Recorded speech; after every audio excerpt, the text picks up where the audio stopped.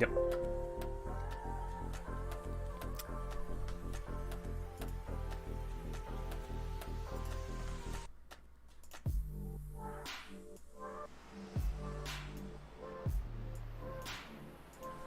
All right, 5, 4, 3, 2, 1.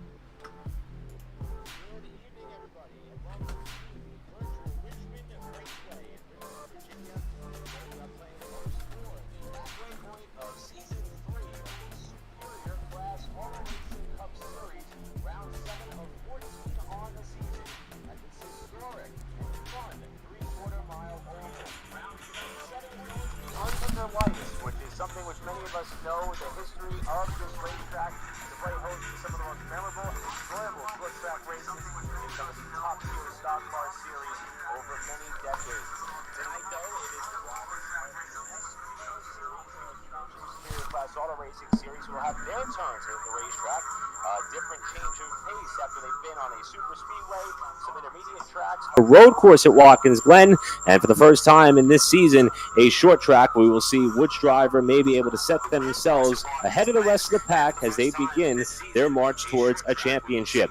Hi, everybody. I'm Eric Brennan. Pleasure to be with you. Pinch hitting tonight for Andrew Cardinale IV, who will be back in the not-too-distant future here on PitStop TV. And joining me in the booth tonight is going to be Trey Patton. Trey Shuttlesworth is behind the keys, putting the production all together for you to watch and enjoy wherever you may be watching our coverage on PitStop TV. And Corey Rexford, who's been knocking it out of the park with our socials, rounds out our production team for you here tonight. Hello to all of you who may be watching on our YouTube channel at PitStop TV 1, also on Facebook at facebook.com/PitStopTV. We're also out there on Twitter as well, PitStopTV_, and even on Twitch at twitch.tv/Pit_Stop_TV. A lot to unpack, not just where you can find our coverage, but also with what we are going to see tonight. It's a pleasure to welcome for the first time Trey Patton to go over what we may see. Now, Trey, you've been on some of these races before as far as the production front at PitStop TV, and thus far, after we've got 6 races in the books in 2020, things look to be relatively competitive. We've got a number of different drivers who have gone to victory lane so far, but let's talk about this track. I mentioned in the lead-in, it is fun, it's enjoyable to watch as a spectator, enjoyable to call as a commentator, but for a driver on the sim, this just seems to be one of the most neutral and fair racetracks to see who's got their short track program dialed in, and I'm really excited about what we are going to see tonight. How about you? Absolutely. You hit the nail right on the head there. Richmond's a very interesting racetrack. It's one of your, I guess you'd say, stereotypical short tracks, but it's pretty neutral, but it can also be a pain in the butt as you see the 71 car spinning off at turn 2, and that's something we can look forward to, not look forward to, but watch out for tonight, that you're going to see these cars get loose out of 2 and 4, and especially coming out of turn 2, the outside wall gets very, very tight as you see Will Jones get loose into turn 2 there. But the outside wall, it just comes really, really tight as you enter the back straightaway. So you don't want to see a lot of 2 wide action and 3 wide action going on a lot here. So that is just some of the items we're going to look forward to. We mentioned this is going to be the 7th race of the year. They've got 6 in the books already, and the championship point standings are relatively tight. As a matter of fact, the points leader in Chris Mathis is at the top of the standings despite missing a race. He has a 14-point lead, only driver with more than 1 victory this season so far as well, over the runner-up in David Bradford, who captured the flag back at Atlanta. And as we mentioned, he's 14 markers behind Hayes Booth, the most recent winner last time out at Michigan 1 week ago, making his way up the standings after getting his first win of the season, only 17 markers behind. Bobby Hamilton Jr., the highest driver up in the championship standings, yet to visit victory lane, but thus far in the practice session, he's been exceptionally quick. And Colt Ansley rounds out your top 5, the last driver in the top 10 with a victory so far in 2020. And the rest of the field is made up of competitors who are present here tonight, not only trying to get their first win of the season, like that of Thomas McMullen, Jeff Napier, Scott Warren, Mark Struxel, and Alan DeFries, but also to try to climb their way further up the championship point standings. As we mentioned, this is the halfway point of the season, so there will be 7 races still to go to decide our champion, with the Superior Class Auto Racing season following the checkered flag here at Richmond, and still a lot is to be decided. And I'll tell you, Trey, when we look at the championship standings, we noticed that Chris Mathis, despite not being present for one of the races that was held this season, it looks as though he's got things figured out. He's right up there on the stopwatch here so far in practice with a minute to go. But I do believe Bobby Hamilton Jr. may have something for him as well. Just a couple drivers to be watching. Who do you have your eyes on before we head to qualifying? Will Jones, just from what I picked up from following this season, Will Jones is definitely a guy you don't want to keep your eyes off of. Don't want to take your eyes off of. Chris Mathis, another guy. But Bobby's always been very, very consistent. As you see, he's on top of the board right now by 0.005 of a second. You know, you got 20 seconds left in practice. He's been pretty quick at most of the tracks throughout the season, but definitely my thing is Will Jones. He's just been quick everywhere, and you know you can't count out David Bradford either.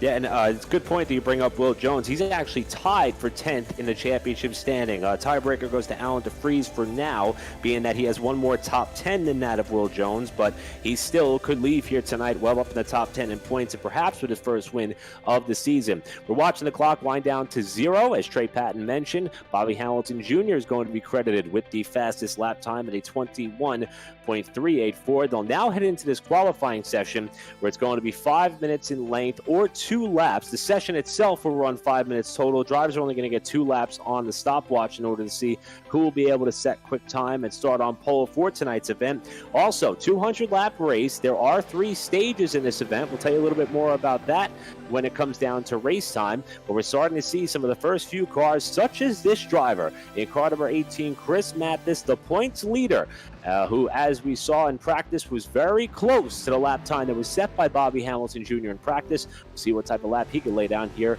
in qualifying.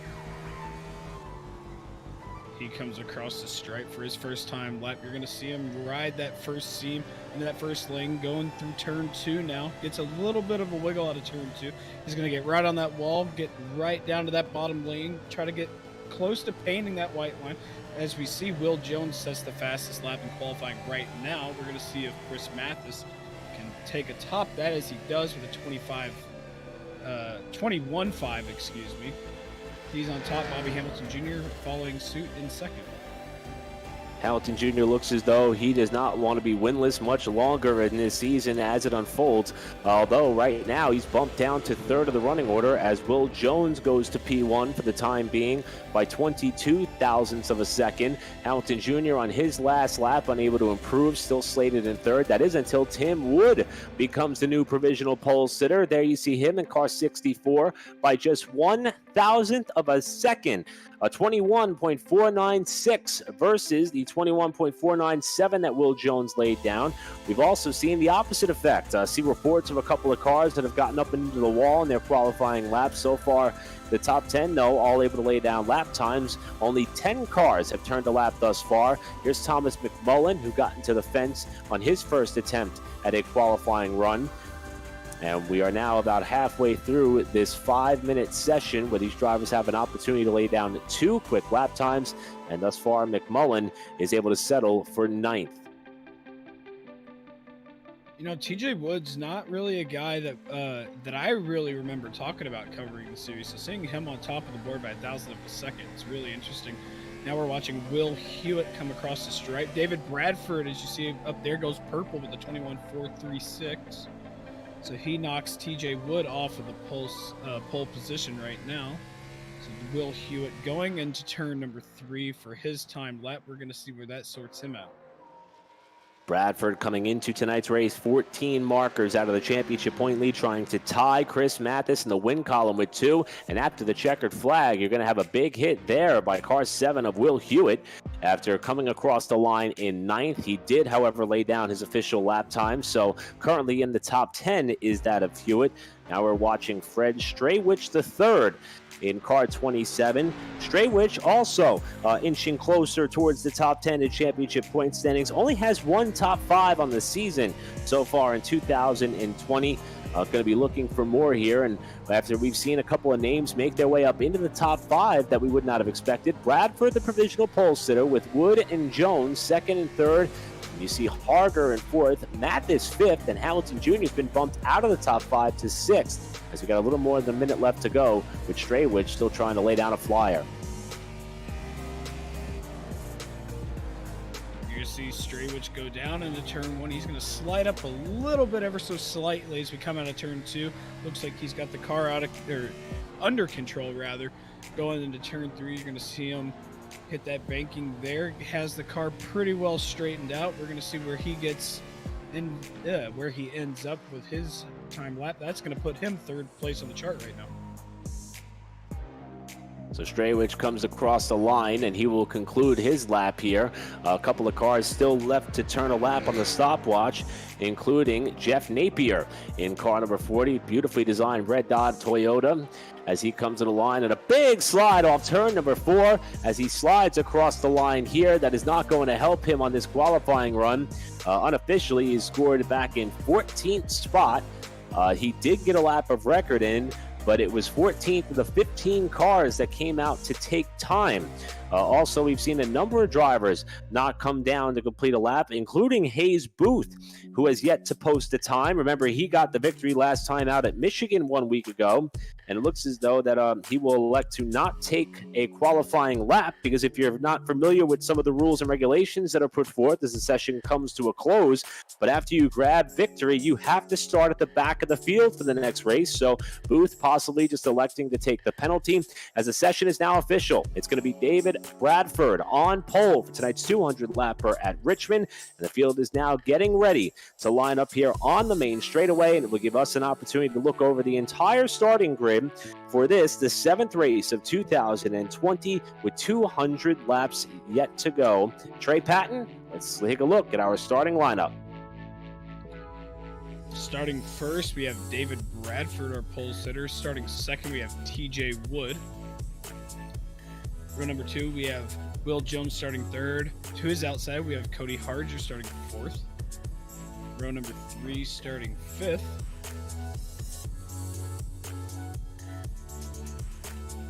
We have Chris Mathis and Bobby Hamilton Jr. starting 6th to his outside. Starting 7th, we have Justin Napier. To his outside, starting 8th place, we have Alan DeFries. And rounding out our top 10, we have Will Hewitt starting 9th and Fred Straywich starting 10th. Rest of the field sees at 11th spot Thomas McMullen in 02, going to line up inside of row 6. Outside is going to be Vincent Short in car 015 in the 12th position. Now we're getting into a few of the drivers who were the last few to post an official lap time, like Mike Aiello, who timed in 13th, and Jeff Napier, who was in the 14th spot in car 40 after spinning across the line to the checkered flag. Final car to post an official time in this session was the 3 of Tommy D'Angelo in 15th spot. Now we're getting to some of the drivers who did not partake in the session, like Vernon Markheim, who's going to start in 16th. 17th will be Hayes Booth, the winner from Michigan, having to come from inside of row number 9 to grab victory here tonight. And Jason Spear in car 83 will start to the outside in 18th. And as we look a little bit further back throughout the rest of the starters, Scott Warren takes you back to 19th, and Alan Bargenquast in the 29 car takes you through 20th position. 21st, we have Mark Truxell. 22nd, we have Colt Ainsley.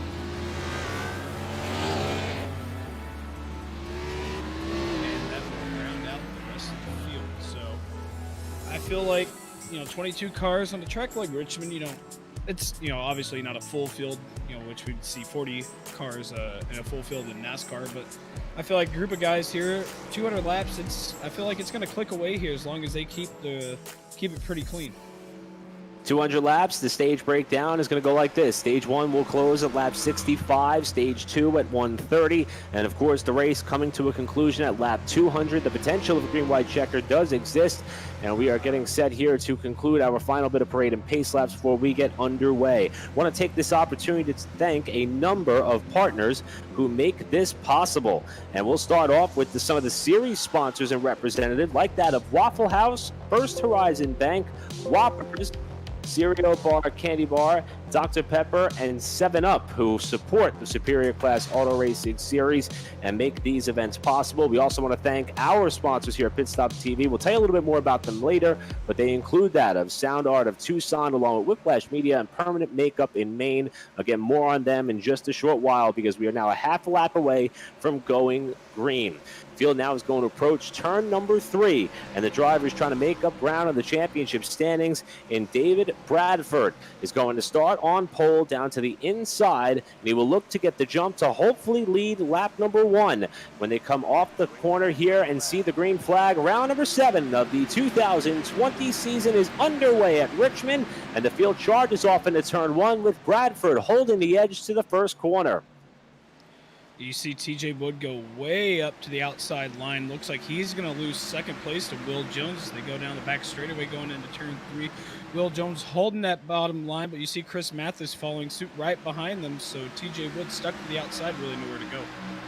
Lap 1 is in the books, and Bradford's got the advantage. The best battle here is for second, with Jones on the bottom. Outside lane does not appear to have materialized at this point in the race. May come in a little bit later, and he's got the pass made on Wood. Now Mathis, the point leader, on the bottom side, trying to move up into third. If he can make the pass get clear, he'll set his sights on Jones, who holds second.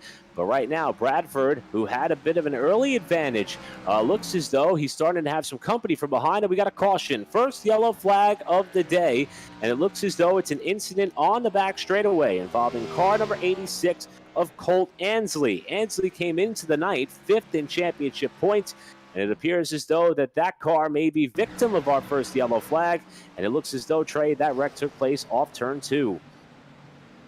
We're going to get a look at it here. As I mentioned earlier, turn 2 is kind of a spot there. As I mentioned in there, you see where the wall kind of juts towards the middle of the track. I'm not sure who he got into there just from looking at it, but I feel like he may have gotten tight, kind of turned down, and Colt didn't really have anywhere to go. We're going to get an onboard look of this here. So you see Colt just kind of goes up the track and, just kind of ran out of room, had nowhere to go, and just unfortunately fell victim to circumstance there. Yeah, Colt evidently holding his line, and it was the number 29 of Alan Barnaquast who came down on him. My apologies if I happen to be butchering that name. That's what I'm going to go with on the phonetic front. But you see here off the corner, looks like Barnaquast had to pedal it a little bit to avoid hitting the outside retaining wall. And the run that Ansley had was just too much to pull up alongside on driver's left. The contact sent him around. Fortunately, did not see any major contact with the inside wall.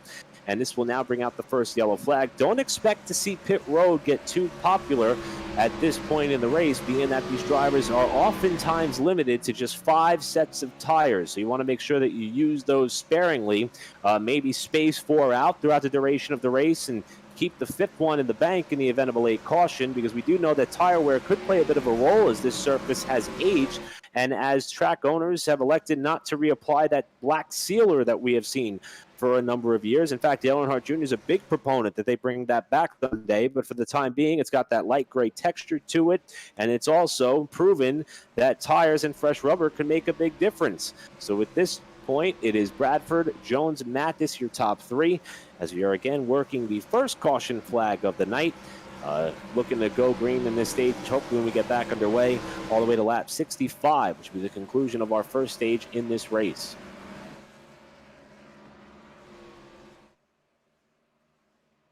Yeah, hopefully we can continue to go green till the end of the stage.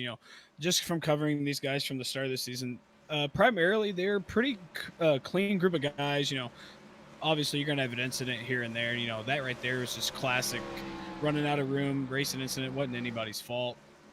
just I hope these guys, just continue to remain patient because it's short track. Tempers will be flaring as anybody watching tuned into last night's stream of the original online American 400. They would have seen a perfect representation of tempers flaring. Yeah, and we've already got a bit of contact to keep note of. We'll keep our eyes on the 86 and 29 as this race pans out. That's our first yellow of what we hope not to be many, but we're about to conclude the first yellow flag of the race. Back underway on lap 7, and it's Bradford, the pole sitter, who gets the jump with Will Jones slotting into line in second. Meanwhile, the points leader in Mathis, car 18, trying to use the outside lane to draw up on the back bumper of Jones at the end of the backstretch in 3. Looks as though he thought about maybe applying a little bit of pressure there with the bumper from his Ford to the back of Jones Chevrolet. And we watch the leader Bradford come to the line, and he will hold the top spot for the moment with Wood and Napier. Car number 54, that is Justin Napier, rounding out your top 5.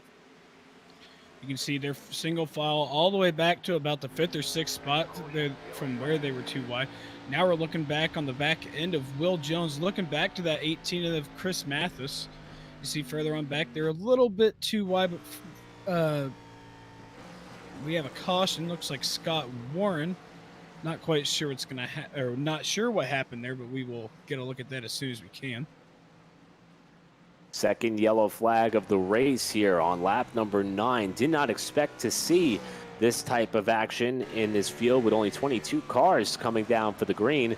With these drivers also having a lot of experience with one another so far this season. You see Warren here. We're going to try to get a look and see what may have happened to draw the yellow. However, it looks as though that Warren may have in fact been one of the cars involved, and we stand corrected. It looks as though that it was Vincent Short who had some misfortune. This was while running about mid-pack off turn 2, and the back end just swapped ends on him. He tried to lock it down as best as he could to keep it off the wall, but unfortunately that was pretty significant front-end contact for Vincent Short. As he came off the second corner, the car just kind of unloaded on him as he came back to the power on corner exit. Turn 2 has been the trouble spot so far in 2 yellow flags, both of which have been off that second corner. And unfortunately for Short, he is the first to find the concrete, as we see a couple of drivers electing to come down the pit lane, such as Jason Spear, who's going to come in, perhaps for a couple of adjustments if possible, or grabbing some fresh rubber, and Scott Warren will do the same. They were both running towards the tail end of the pack, so maybe the fresh tires will give them a little bit of an advantage. We'll see if 10 laps is enough to make a difference, considering that we've run about 4 of them under the yellow flag. If that will give them a chance to try to work their way back up further forward. But Trey, a rather rough and rugged start to this one, as we've had 2 caution flags in the first 9 laps.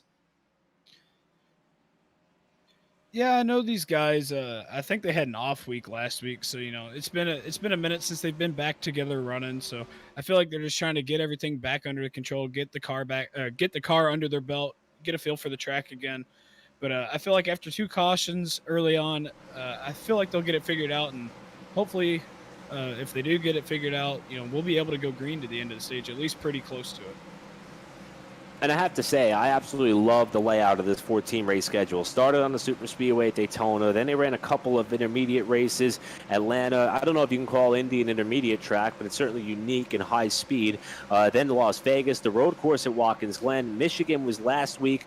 The one and only true short track on the schedule is this race at Michigan. Then they go off to California, a race which you can see right here on PitStop TV in 1 week's time. They'll have a little bit of a break before they head on over to New Hampshire, the most comparable to what we see here at Richmond International Raceway.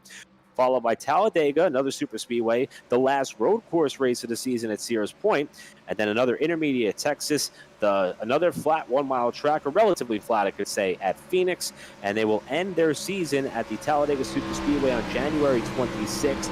So unique to see that Richmond International Raceway, or Richmond Raceway, is playing host to the only short track race, or official short track race, I guess you could say, as tracks under a mile, of the 2020 Superior Class Auto Racing season. And I would say that I believe it is probably one of the best to do so. I hope as the night goes on that outside lane may prevail. We've already seen Chris Mathis flirt with the outside lane to get a bit of a run off the corner, and we'll see if that continues to kind of gain more traction as they get more rubber down on the top side of the racetrack, and this track could live up to the reputation that it has as a multi-groove racing facility. Still a long way to go, though. We're going to come back to the restart here to begin lap number 14, with the pole sitter Bradford having led since the drop of the green flag. Will Jones has been up there as well, and the point leader in Mathis is third. TJ Wood, who, as Trey mentioned earlier, with one of his best starts of the season, in fourth. And Justin Napier takes you through your top 5 as we are back underway. David Bradford with an excellent restart there out of turn 4. You see Will Jones following suit behind him. Chris Mathis following in third. TJ Wood still stuck to that outside line. He's going to follow into that single file line there. And further on back, you see Justin Napier behind him. Bobby Hamilton Jr. back in 8th place. Hayes Booth from further back in the field, believe he started around 17th position. He's found his way into the top 10. One of the unique items about the S-Car series is some of the things in which winners on the season have to do. And with Hayes Booth being the latest driver to find victory lane, him starting at the tail end of the pack is written in the actual rule book. If you get your first win of the season, you receive an EOL at the next race. You win 2 of these events, you receive an EOL at the next race, and you will have 1 set of tires taken away from you. We mentioned 5 sets in the pits for some of these drivers. Well, if you already got a win under your belt, you only have 4. So very unique incentives to try to level the playing field by race organizers and directors, and it's kind of something to keep an eye on as this race unfolds and as the season unfolds. And we're already seeing that come into play with Booth, who we were just on board with momentarily. Now we get a look at the outside of his number 2 car. They're starting way towards the back of the pack, and in just 17 laps, he's up into the top 10 and looking to continue to charge further forward. The same could not be said for TJ Wood, who was starting to drop back just a little bit after the very strong qualifying effort that he had. Started outside of the front row, but under race conditions, he's fallen back to 6th. That give him -4 so far in the effort. Now under fire from Will Hewitt in the 7. In the Chevy entry just behind, as that Mustang of Wood's car washes wide off of turn number 4. And the field will now approach turn 1 with more battles happening up inside the top 10, including this car and Bobby Hamilton Jr. trying to get back up towards the head of the pack. You see Bobby Hamilton Jr. took advantage of Will Hewitt going up to the top line and passed him down on the low line. Now he's going to try and run down that 7 machine of Will Hewitt, who we're currently watching right now, who is currently under fire from that 2 machine of Hayes Booth. You know that Darrell Waltrip would be absolutely in love with Will Hewitt's car because he's got the flames on the front end of that 7. But this is the car on the move. Hayes Booth has been rocketing his way up further forward. You get a good look now at Hewitt's vehicle as he comes down the main straightaway. Now it looks as though this field has gotten into a little bit of a rhythm. This is the longest green flag stretch that we've had so far early in this race. And keep in mind, we're going to be going to lap 65. Big bobble there off of turn 2, though, by Hewitt as he's flirting with the outer limits of that car. Stage 1 going to come to a close at lap 65. So that's what these drivers are racing towards, as now on the outside is Justin Napier. Another car moving his way further forward, Cody Harger. In fact, say moving forward, he started 4th. That's where he runs now, but he got shuffled out in the early going and lost a few positions after the first few restarts.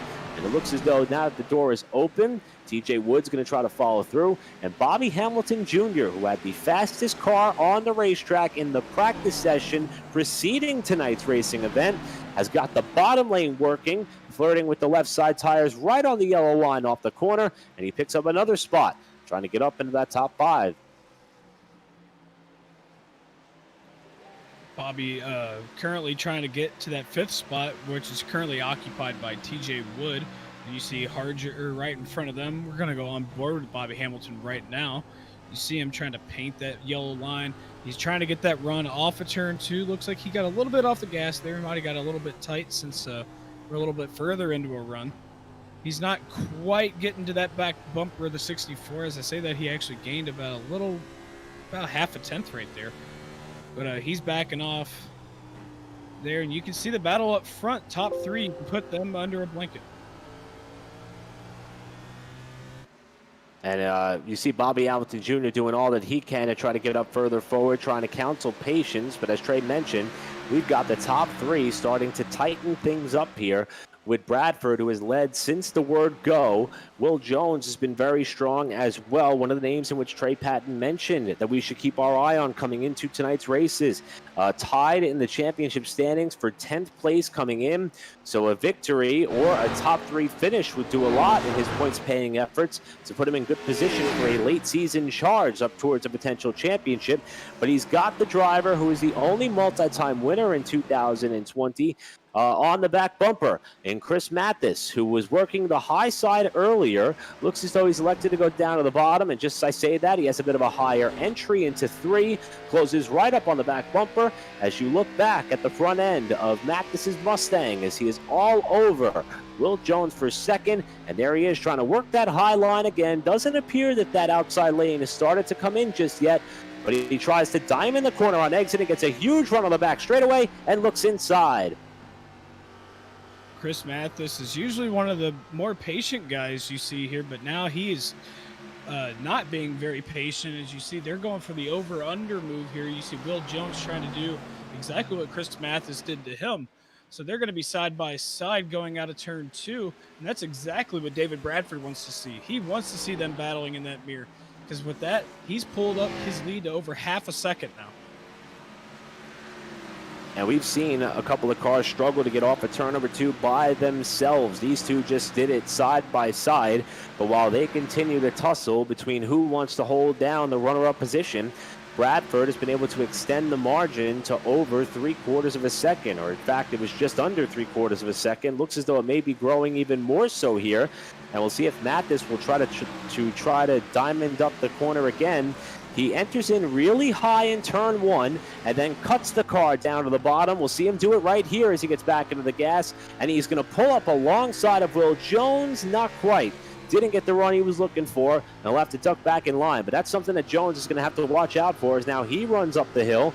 Looks like he doesn't have the ability to hold his car down as low as Mathis has been able to do. And we'll see if he can try to set him up high here again. This is pretty great racing going on for the second spot between Will Jones and Chris Mathis, with Mathis appearing to have a bit of a faster race car, but has yet to been able to cement the pass on Jones for second just yet. You can see there he goes a little bit further up the racetrack in 3 and 4. That's going to open the door for Mathis as they go side by side across the stripe. Looks like Mathis has cleared him going into turn 1. That's exactly what he wanted. Mathis now finally able to take over the second spot after he'd been trying for about the last 6 laps or so, but the lead has now been extended to 9/10 of a second.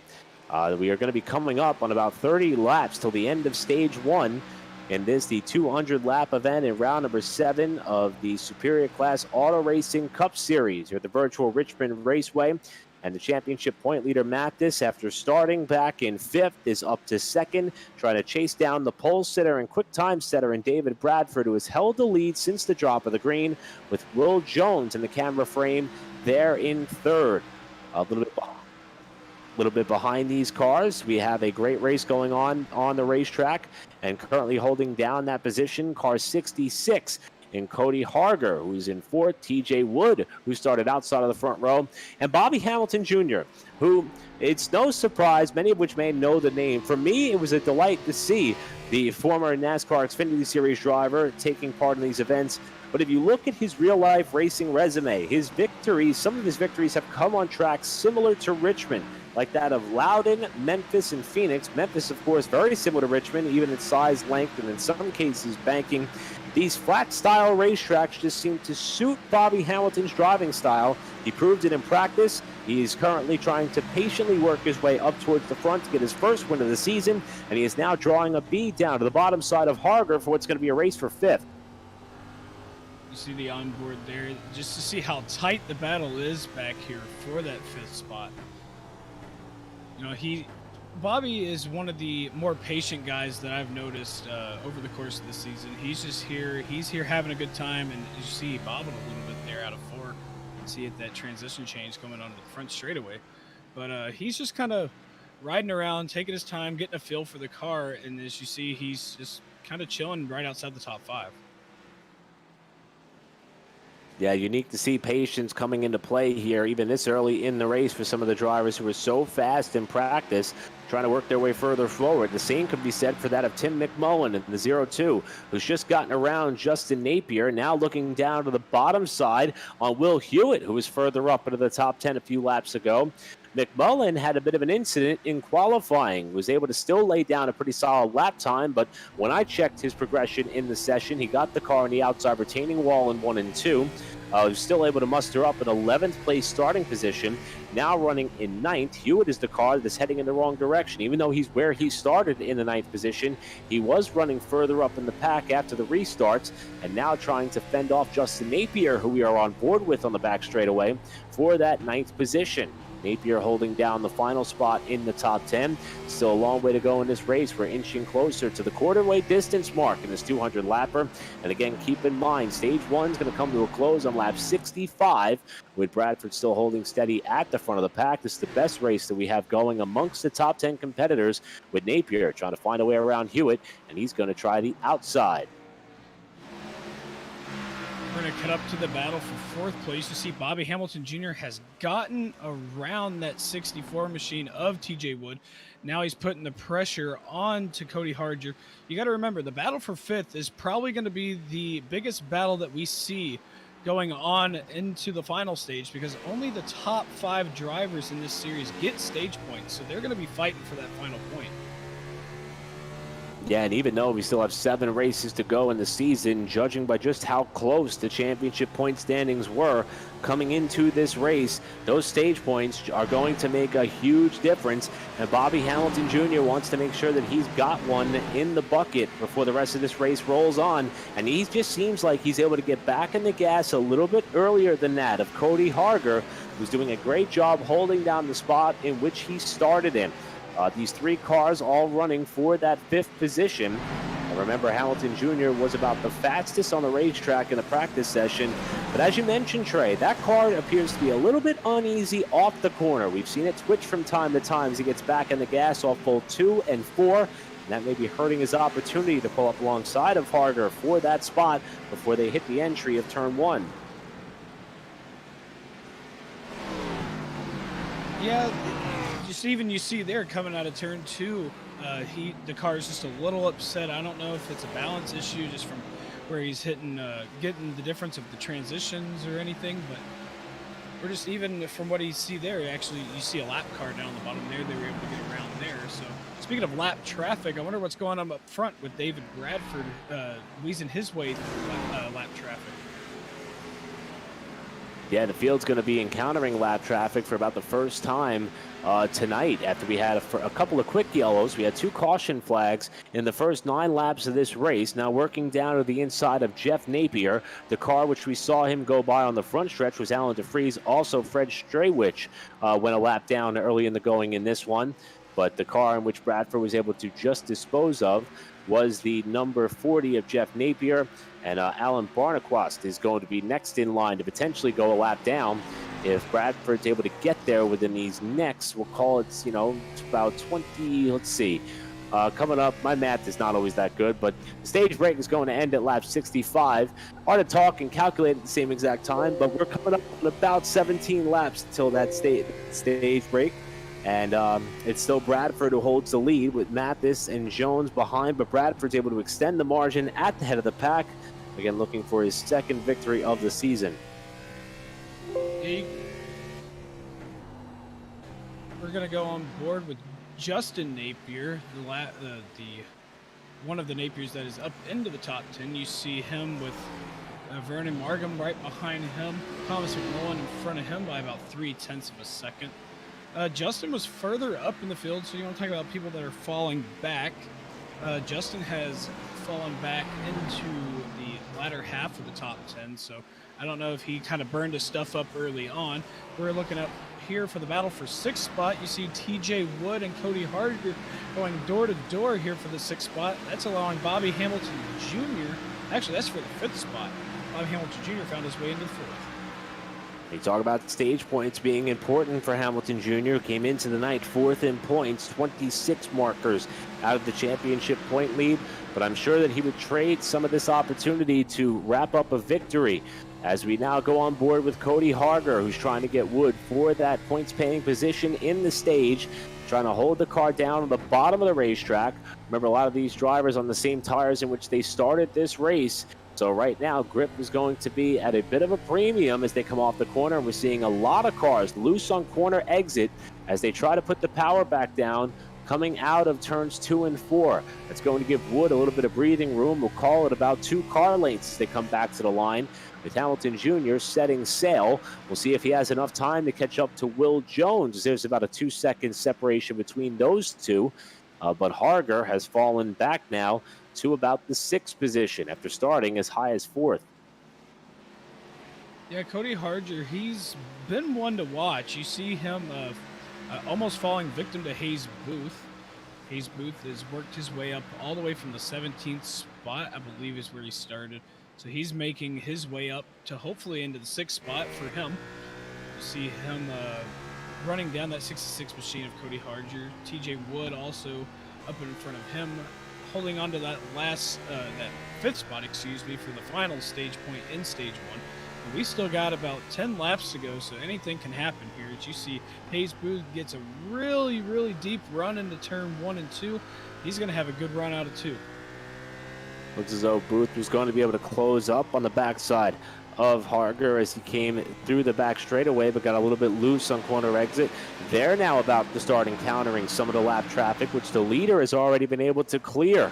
Looks as though it's going to be the 40 car that is going to be next up in line, and Jeff Napier, while the 66 is looking for some grip way up in the 3rd line, nearly clipped the wall on the exit of the corner. That's going to allow Hayes Booth to potentially try to pull up and make a pass. He might use the lap car as a pick as they almost come together off the corner. Heads up move there by Booth to not tag the left rear of the number 66 of Harger's car, as the lap traffic will now move well out of the way. Booth still wants the spot as he's back in the gas off turn 2. We'll see if he can get up alongside in 3. Yeah, that was very, very good awareness there by Hayes Booth to be able to get off the gas in time before the contact was made, because that could have been a lot worse than it was. That could have taken out 3 race cars right there just for one simple little mistake. But nonetheless, we are still green. Cody Harger still holding that 6th position. Hayes Booth following in tow in 7th. Cody Harger, or TJ Wood, excuse me, holding that 5th spot. You see McMullen further on back behind them, still in 8th. McMullen appears to have a pretty good long-run car underneath him tonight. Again, we mentioned he started back in 11th, up to 8th here in the running order, but trying to keep pace or latch on to Hayes Booth has been cutting a trail to the front. Now, not sure if he's going to have enough time to get up towards the points-paying portion of our field when it comes down to the end of this first stage of the race, as we are about 5 laps away from the conclusion of stage 1, with David Bradford having led since we got underway. We had 2 cautions to kick things off early in the going in this one, 2 separate incidents that took place, one of which involved one of our front runners towards the championship standings. In fact, it was our 5th place runner in Colt Ansley who was the first to go around backwards. That put us under the yellow. And we also saw a problem for Vincent Short early on. And that is what put us under the only 2 yellows that we've had so far in this race. Your championship point leader here, Chris Mathis, up to 2nd. Not seen him been able to chip away at the lead that Bradford has been able to hold for the time being. And Will Jones rounding out that 3rd position. Your top 3 here, as we are about 3 laps away from the conclusion of stage 1. And so far, it's been all about David Bradford, while Mathis is doing all he can to protect the championship point lead as we are about to eclipse the halfway point of this season. On board with Will Jones right now. You see him as they come across the stripe for lap 63, trying to run down that 18 machine of Chris Mathis, trying to get some extra stage points. We have a caution on the racetrack. Caution flag is going to come out for the 3rd time in this race, and this may also end up being the end of stage 1, which means that the positions will be locked in place with Bradford, Mathis, Jones, Hamilton Jr., and Wood. And it looks as though it is. It's car number 2, the Michigan winner, Hayes Booth, who was running in a top 10 position after charging his way up from 17th in the grid. And there is some pretty significant damage on the back end of that race car, it looks like. Let's see what happened here. He's coming across. Actually, I believe this is the start of the lap, so we're going to see what led up to it. He didn't really have any pressure in front or behind him. You see, he had a little bit of a wiggle coming out of turn 2 there. Kept it going. You see McMullen gets right to that back bumper, gets underneath him, pushes him way up the track, and just had nowhere to go. And then, not sure who that was behind him. I think that may have been Vernon. Just sent him right around. Boy, McMullen there trying to apply the pressure. May have given him a little bit of a shot there as they came off of turn 4 and thought that Booth may have had enough time to keep it off the wall, but unfortunately he did not. And we'll add insult to injury here that when he came off the wall, I believe you're right, it might have been Vernon Markheim who got into him, and he's about to come right into your living room here. Bang! A huge hit to the backside. Also have to wonder how much damage there may be to Markheim's car. And for Hayes Booth, he's unfortunately going to have to try to do this all over again. We're going to get another look here, or not another look. There we go. So this is onboard, looking on the onboard of Vernon Markheim. So you're going to see, it looks like he has a little bit of damage there anyway, and then just off the, he really had nowhere to go there, because kind of ran his line, and then once Booth hit the wall and just Vernon had nowhere to go. So it looks as though this is going to wrap it up for the first stage of this race. And it is going to be from the pole, Bradford, who will take top honors in stage 1. Mathis scored in 2nd spot, Will Jones 3rd, Tim Wood 4th, and Bobby Hamilton Jr. 5th. Did see some positions shuffling around on the timing and scoring charts. In fact, Hamilton Jr. was 4th at one time when the caution flag came out. But with the stage now drawing to a close and points being of ultra importance, it looks as though he will be able to capture one of those points-paying positions at the end of stage 1. McMullen, I should say, after he was able to avoid further damage and contact with the 2 in the latest caution in 7th. Markheim, who may have to pit for sure to repair some front-end damage on that car, is in 8th. Hewitt 9th. And Aiello Jr. in the 10th position, who has had to work his way up through the pack after starting in, we'll call it about mid-pack. He rolled off in 13th. Rounds out your top 10 here in stage 1.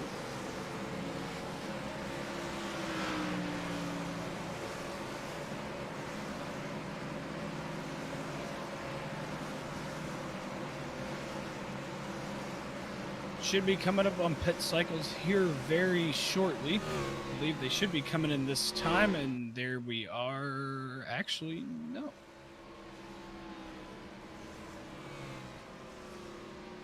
Yeah, curious to see if when the caution flag came out, perhaps the leaders took advantage of the pit cycle prior to the stage ending. That could have been why we saw the running order shuffle up just a little bit there while we were watching the replay of the incident. And that could be why Bobby Hamilton Jr. came out in 5th. It's something we'll be able to go back and take note of. But we're on 1 to go, so we are going to get this race back underway. This stage going to go to lap 130. So it's going to click off rather quickly here if these drivers could stay in a rhythm. And we'll see if Bradford and Mathis were on the front row. These are also the 2 drivers in the championship points who came into the night at the top of the points-paying field. However, reciprocated, with Mathis being P1 in points, Bradford trying to make up some ground in the championship. It's Bradford who's led all the way, leading us back down to the restart to kick off stage 2 at Richmond. As we mentioned earlier, we've seen Chris Mathis trying to use that top lane all night long. He's going to use that to his advantage here on a restart to start off stage 2, and he's going to try and surge ahead. I don't know if he'll have it quite yet. They're going to be side by side across the straight, still side by side as we go into turn 1. Very impressed with how much room these two are leaving between one another, about a full car length in some sections of the corners, with Bradford trying to make the bottom lane work. Mathis trying to draw even at the end of the back straightaway. You're on board with Mathis, and you see Bradford able to squirt out in front, albeit momentarily, until they come off of turn 4. That's where Mathis gets the bit of the run, up on the outside. And a heads-up move, or I should say a very respectful move by Mathis, not to try to pin Bradford down, just to try to keep the momentum rolling on the top side of the racetrack. He'll lose out on that battle for the lead for now, but for how long? He's back to the bottom, back looking low, and the top 5 are now under a blanket, but we've got a yellow flag yet again here on lap 72, and it looks as though for the second time tonight, it's going to involve car number 29 of Alan Barnquist in the 29 machine. Earlier incident he was involved in, he did not go around backwards, but he did make contact with another competitor. This time it looks as though turn 2 bites again. Yeah, it looks like, I don't know if he was on cold tires or didn't take any tires there, but heads up for Hayes Booth for missing that there, for not getting involved in another incident. We're on board there. You see he's just fighting the car, trying to turn that wheel to the right to not keep it from snapping around, and unfortunately he does. And fortunately enough, no one else was collected in that. They were all able to get around.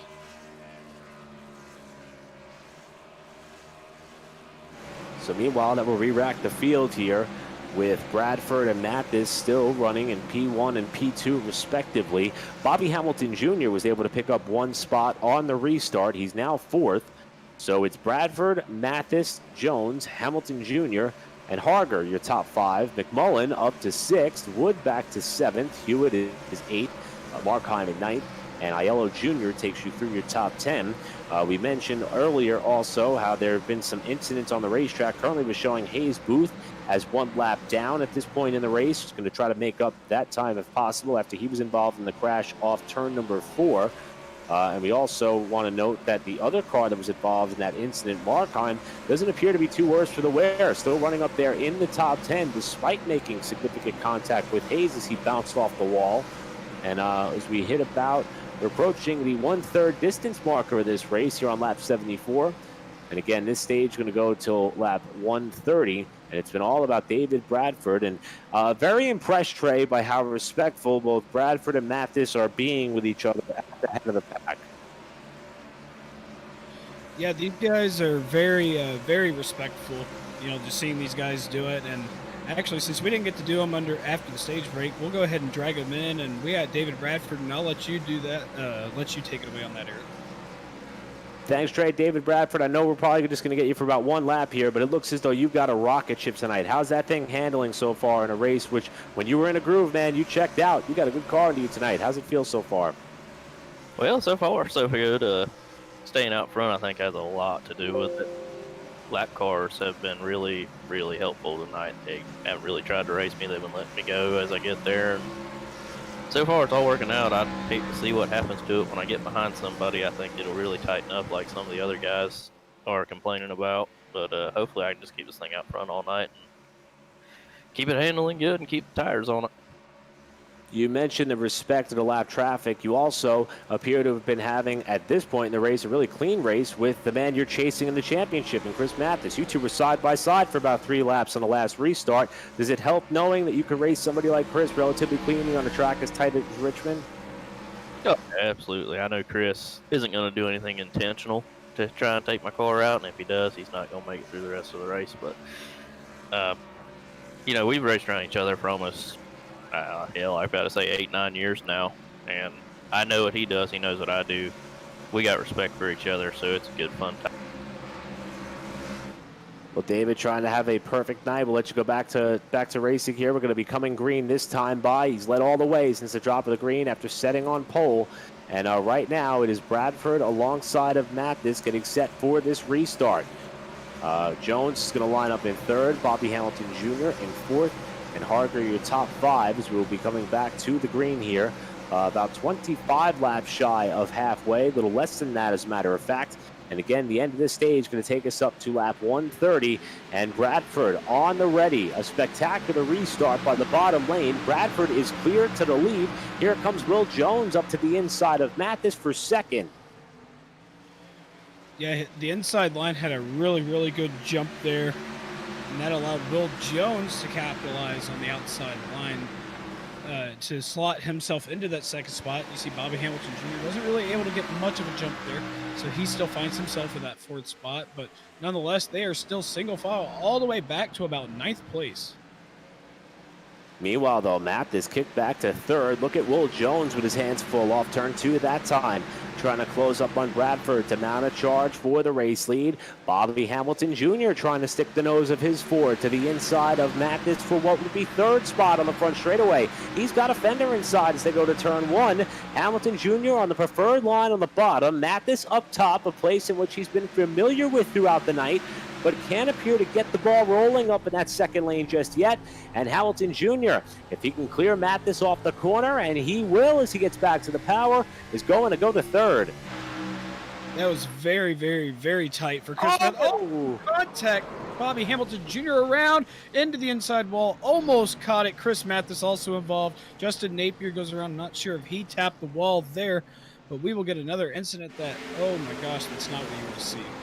Huge championship implications here as the point leader is involved in a crash with Bobby Hamilton Jr. A race for third gone bad in turn number 1. It looked as though Hamilton Jr. had the pass made. I think Mathis tried to get back down to the inside, but Hamilton Jr. was lifting to prepare to enter into turn 1. Perhaps a racing deal for sure, but nevertheless, Bobby Hamilton Jr.'s charge up towards the front of the pack after being the car to beat in practice is going to end for the time being up against the turn 1 wall, and Mathis too, after being involved in the crash, came to a stop for the time being. Both of them towards the tail end of the pack, and Hamilton Jr. with the worst damage, it would appear, of the two as they headed off into the barrier in the first corner. Yeah, you see just some ever so slight contact to that left rear just sent him right around, and just it doesn't take much for these cup cars to really go around, and it's unfortunate that the battle was, that the incident happened for the battle for third. That could have taken out a lot more of the competition than it did. So props to those two guys for keeping the incident on the top side of the racetrack so the rest of the field could go around. As you see there, they keep it up in the in the second and third lane. Everyone else is able to go dodge low, and then you see that everyone else further in the back, like Justin Napier, and they go further up to the top side there to avoid it. So thankfully everyone was able to avoid that. So you see Mathis and Hamilton on pit road trying to get some repairs. So hopefully we'll see them back on the track, and hopefully not too far back in the field. And you see, even in the sim racing world, how these things work. Of course, they're pitted right next to each other. Good news is they're both going to be able to roll off and rejoin the tail end of the pack. As I check the timing and scoring charts, it appears as though both cars barely, as the Ford Mustang pace car now heads into turn 1, are going to be able to stay on the lead lap. But they're going to be at the tail end of the pack. I mentioned championship implications. Coming into tonight's race, Mathis' lead was 14 markers over David Bradford.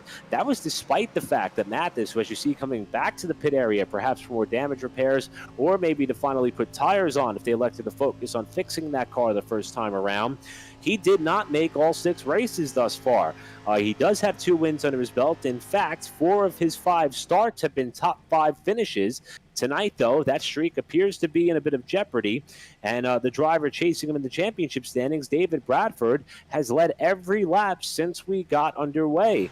As for Bobby Hamilton Jr., he was the highest running driver in the top 5 in championship points, yet to visit victory lane. And judging by practice and his performance, and as you mentioned, Trey, his patience in getting up through the pack, tonight looked like it could have been the night. It still can be.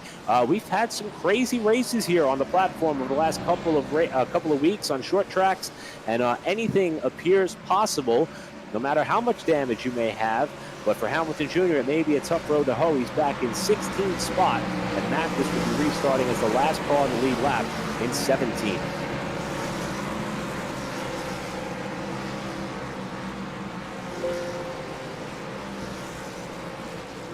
So now we will wait for the field to come around for the 1-to-go signal as we are approaching halfway. And fortunately for Bradford, that all happened out the rearview mirror. But a new player is into the mix, and Will Jones, who also looking for his first win of 2020, or of season 3 that it would be for the S-Car Cup Series. And Jones has had a bit of a hot run underneath him today as well. But the one thing I got to say I loved about talking to David Bradford just a short while ago, a few cautions ago that it was, he just seems very calm and very confident in all the work that he put into this race here tonight. And he thinks that tonight could be the night that he grabs his second win of the season. Remember, his first one actually came back in round 2 at the Atlanta Motor Speedway, another track that has a little bit of a surface that could be rough on tires, and he appears to be able to manage his rubber well, and he is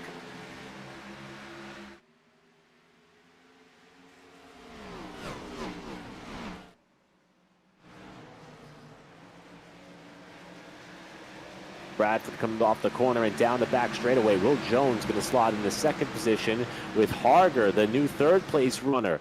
Harger holding down the third spot with Tim Wood now looking to the outside, and McMullen up into the top 5 for the first time today as they fan out 3 behind them.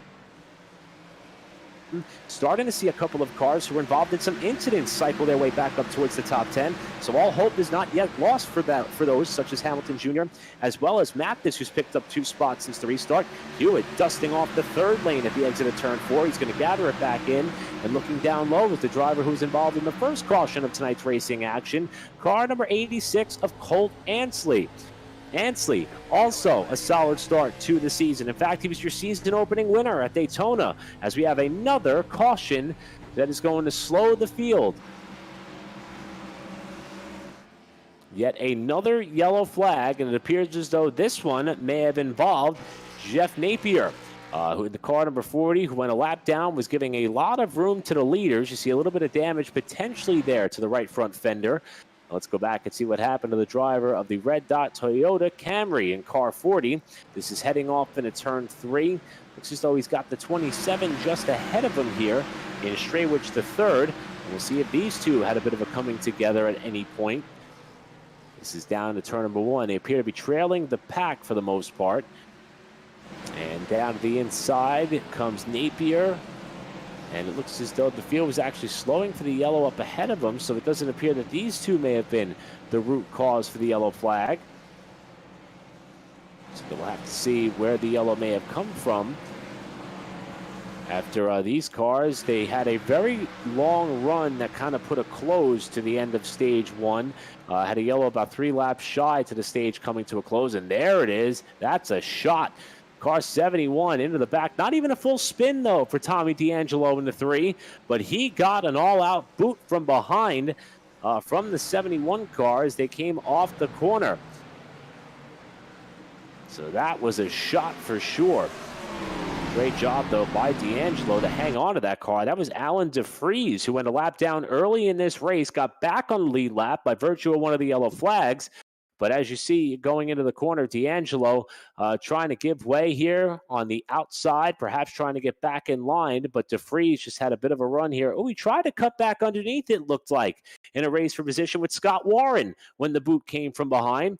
And the championship point leader, Chris Mathis, able to dodge another one at the exit of turn 2.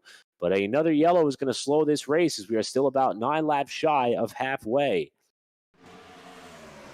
You know, just looking through the incident there, Scott Warren, you know, he's found his way up into the 7th spot. We haven't really talked much of him as of late. You know, he was one of the guys that we were watching at Daytona and, you know, further on through the field. He was one of the guys that was up front. And, you know, he's one of the guys you want to watch. And haven't really heard much of him lately. As you see, he started 19th tonight. And then lap 91, coming to 92, he's slotted himself almost into the top 5. So I'd be on the watch for him tonight. You know, we're not even up to halfway yet, so he's got plenty of time to make his way up to the front. And with all these caution flags, Trey, it's become very hard to figure out who has a good car or a good bit of a setup, or at least a good handle on this track under a long run. The only proof I've seen of that is with Daniel Bradford, who in that opening stint that we went when we almost got to the end of stage 1 back at lap 65, he pretty much had a 3+ second lead at the time of that yellow, and we've yet to have a stretch of green flag racing for more than 10 laps since then. And don't forget, the end of stage 2 is going to come at lap 130, so the more that we spend time behind the pace car here, the less likely it will be that we continue to see some of those long green flag runs. as the yellow flag continues to wave here on lap 92, coming to begin lap number 93. Hoping to see the one to go signal this time, with Bradford having led since the drop of the green, and we will see the one to go signal this time. Car who's been quietly working his way up towards the head of the pack, car 02, and that Whataburger machine of Thomas McMullen started 11th, running in 4th. How about Vernon Markheim? We saw him involved in the incident with Hayes Booth, the Michigan winner, started 16th up to 5th. Colt Ansley involved in a crash tonight, started 22nd up to 6th. And Scott Warren started 19th and 7th. Alan DeFries right where he rolled off from the green in 8th. Chris Mathis, the points leader, back into the top 10 in 9th. And Tommy D'Angelo rounds out your top 10 as we are a few laps shy of halfway. David Bradford leads them back down for green. Will Jones was pretty much had an equal restart there. I mean, it wasn't obviously equal, but wasn't able to fall too far behind of David Bradford. There you see McMullen stuck on the outside all by himself lonesome. You see Vernon Markheim going to go door to door with him going into turn 3. Not going to have him take the spot easily. Colt Ainsley behind him. After being in that incident earlier on tonight, slots himself into the 6th spot. Vernon's going to slide right in front of McMullen, putting him back into the 5th spot. Looks like David Bradford's going to extend that lead to almost half a second. Very surprised by how well Markheim's car is able to handle after the crash that he was involved with Hayes Booth at this point of the racetrack off turn 4. A handful of laps to go, and he's currently continuing to rocket his way up towards the front of the pack, running 4th and starting to apply pressure to Cody Harger, as we now have a battle just behind here. Car 76 up top and Scott Warren, car 86 on the bottom. Two very similar looking cars, the Chevy on the inside, the Ford up to the outside, and that 86 of Colt Ansley, remember, also was the reason for our first yellow flag. And look at his outside. That is the point leader. And Chris Mathis now trying to diamond the corner exit. And Ansley gets sideways, and what a save on the back straightaway. Excellent save. Able to rejoin safely. You see Will Hewitt go all the way up to the inside, or outside wall there, excuse me. We're going to get a look at Ainsley here. I don't know if there was any contact or not. It's going to be really close. No, actually, he had plenty of room. I don't know if he maybe just got into the gas a little too quick, got a little spooked by Chris being there. But excellent job by Colt to keep the car off the inside wall. Now we're going to look at Cody Harger. Found himself into the 3rd spot. Kind of got no pressure behind him to McMullen. They're about half a second behind him, so he's currently trying to run down Will Jones for that 2nd spot. Yeah, Harger appears to have a very consistent car underneath him tonight. And here comes Scott Warren starting to pick his way up towards the running order, slowly but surely. Inside now of Vernon Markheim to move up into the 5th spot for the first time tonight. And Mathis, who's probably seen his life flash before his eyes on a number of occasions so far this evening, still in contention with a shot at it. And now trying to work his way on Markheim for 6th. That slide by Ansley happened just in front of Mathis a couple laps ago, and he gives a nudge that time to Markheim in almost the same spot where he tangled with Bobby Hamilton Jr., and he's going to take the spot away. I don't know if that was intentional, because we saw the 33 had that wiggle there, and you may not have been able to get back onto the gas as soon as he wanted to, and then we saw Chris was obviously carrying a lot of momentum in the turn 1 right there. So fortunately enough, it doesn't look like any damage was there to either of those race cars, but like you said, booted him out of the way. We're on board with Scott Warren now, side by side, door to door with Thomas McMullen. This is for 4th, excuse me. And when Warren went off into the corner, it looked as though the speed differential between these two, McMullen looks really loose there on the entry of the corner, even caught the left sides on the apron, somehow was able to save it. The speed differential, though, between these drivers, as Mathis with another bold dive to the bottom, just appears to be so incredible when they go off into the corner. We've almost had a couple of guys get run over so far. Entering turns 1 and 3, McMullen now is going to lose his spot out of the top 5. Mathis up into the top 5, and Scott Warren has been the impressive car on the move after starting back in 19th position. But it's all going on behind David Bradford, who holds about a 3/4 of a second lead. over Will Jones. This is the best race we've got going, though. Markheim in car 33, looking for a way around McMullen. And just behind, you got more cars starting to enter the frame. 64 down low. That's TJ Wood, outside pole sitter. And he is trying to get underneath Justin Napier in the 54, who's trapped up top, who's holding down the 8th position for the moment. See, Napier goes a little bit further up the racetrack. That's going to get Will Hewitt further on back behind them. You saw he was pretty close.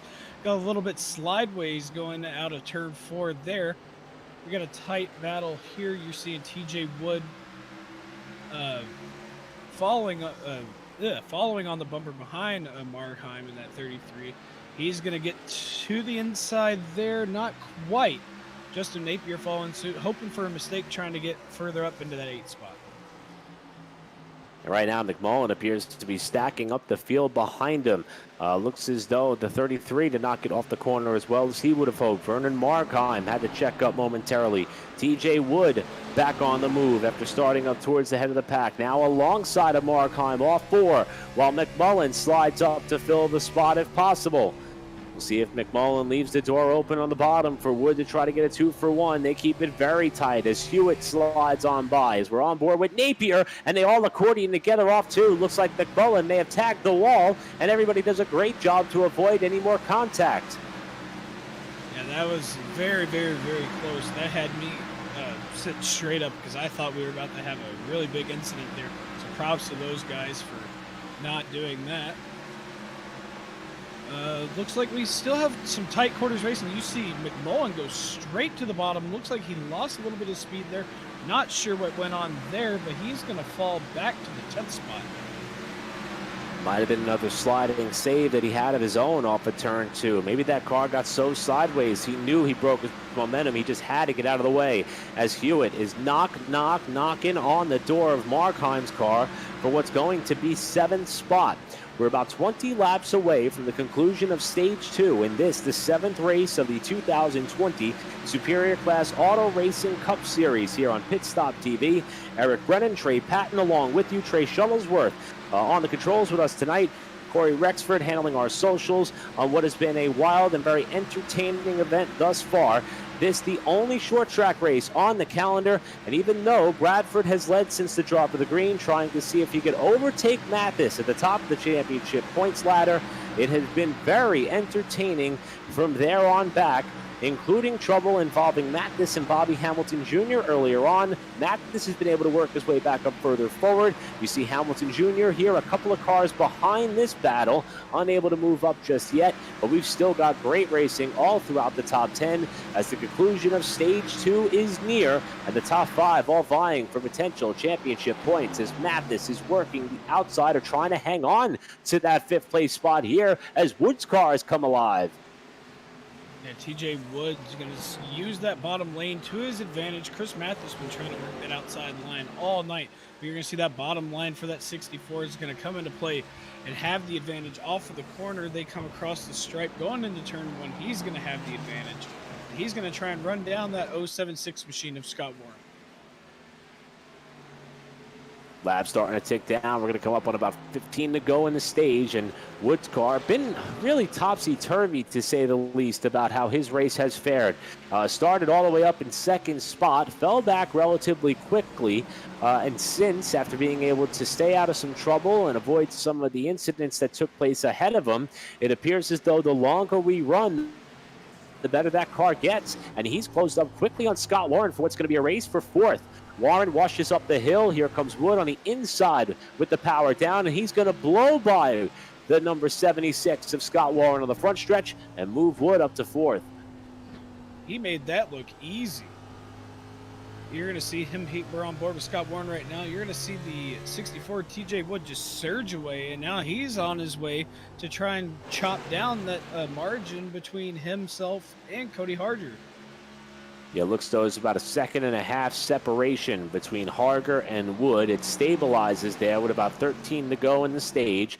And then we'll have less than a 70-lap sprint to the checkers, where Bradford's going to do all that he can to remain out in front. Here's a look at Bobby Hamilton Jr. We mentioned the crash that he was involved with in turn number 1 with Chris Mathis while racing for third. Hamilton Jr., who set the fastest lap of the practice session, did not qualify as well as he would have hoped, started in 6th. But as Trey Patton mentioned earlier, was counseling patience, was working his way up through the pack very slowly but surely, and after taking over the 3rd spot, got a boot from behind heading off into turn 1 by the point leader. And although Mathis has been able to rocket his way up through the racing running order, Hamilton Jr. has not been as fortunate, at least not just yet.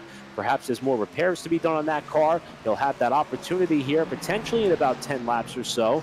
Same can be said here for Colt Ansley, who was the first yellow flag of the night. Fortunately, did not hit anything, but he's holding on to the final position in the top 10 for now, trying to get another one if he can get up and around Justin Napier, who lies just ahead by a car length.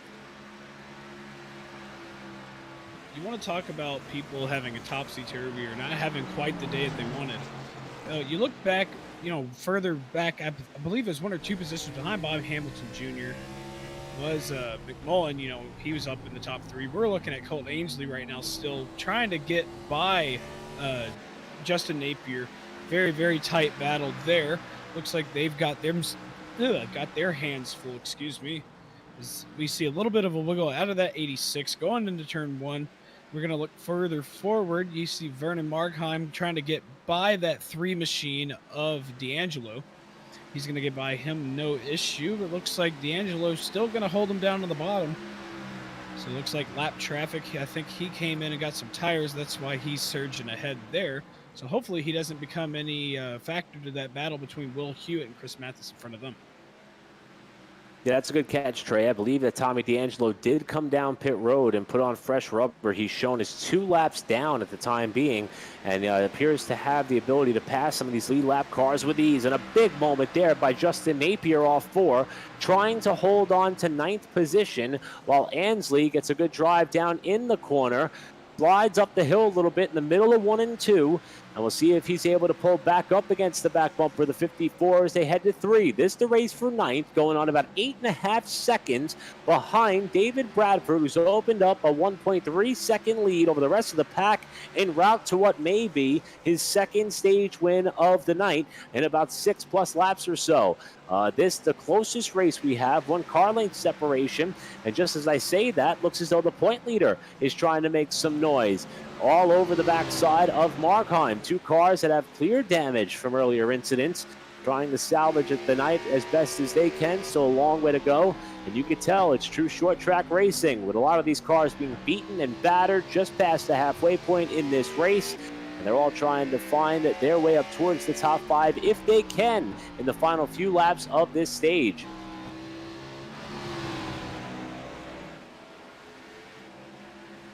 So right now, we'll look back again at Justin Napier and Colt Ansley.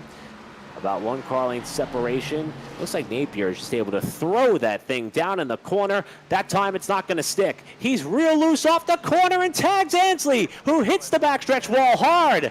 Hamilton Jr. is able to get by, but the caution is going to fly. 3 laps shy of the stage. No, Hamilton Jr. is in the crash as well.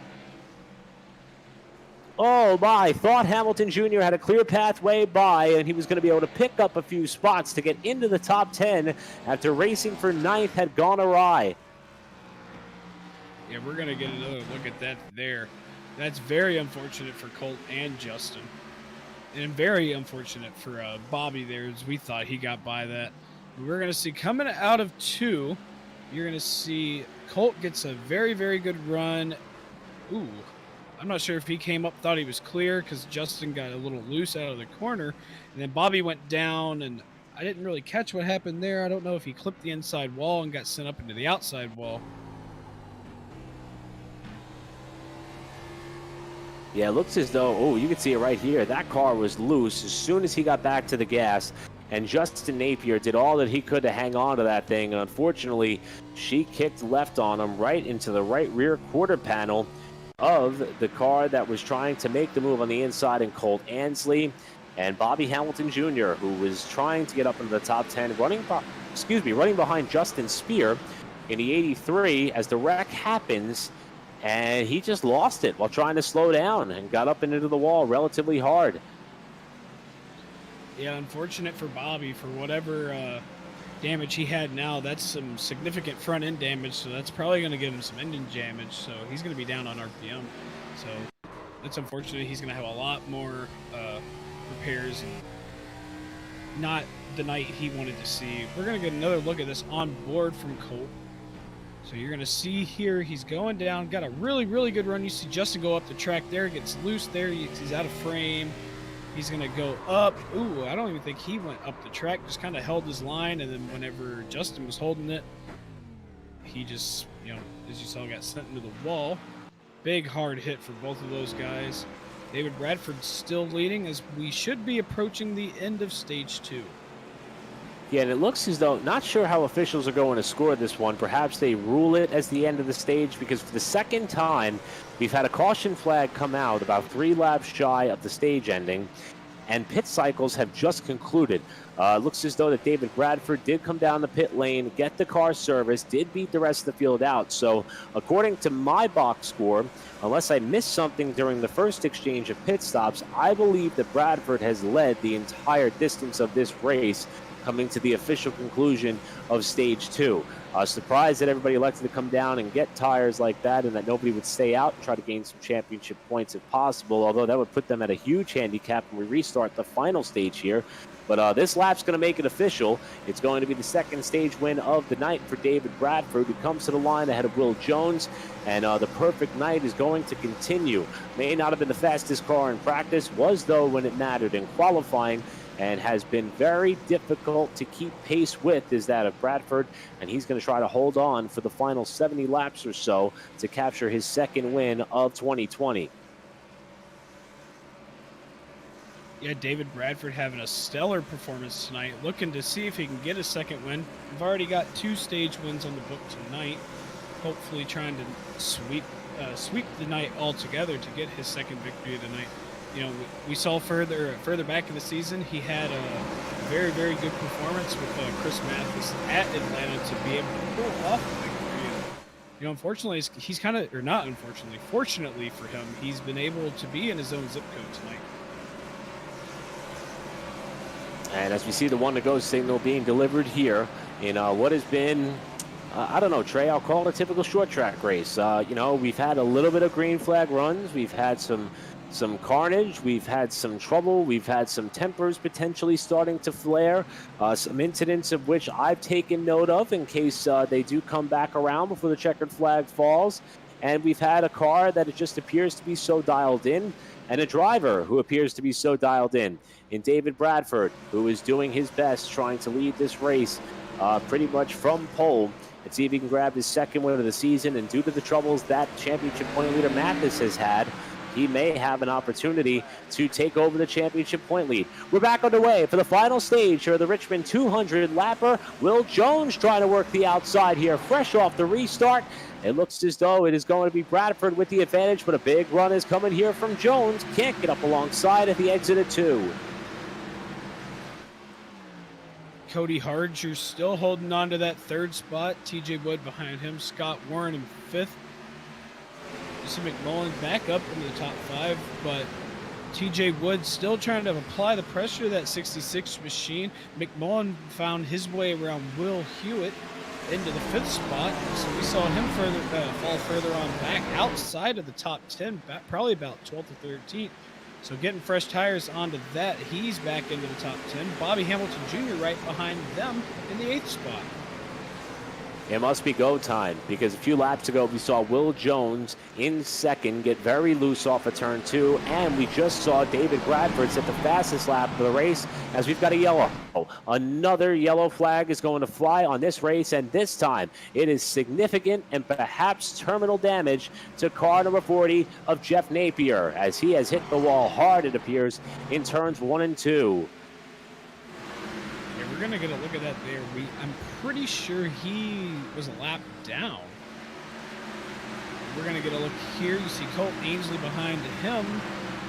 He got a little loose out of turn 4 right there. They're 3 wide going into the corner and just got caught up with DeFries right there. And right into the outside wall. So unfortunate for DeFries and Napier both being caught up into that. I think they both got pretty severe engine damage from that. Yeah, and you're right, Trey. Both of these cars at one point were a lap down. It looked as though that the 015 car, Vincent Short, into the corner down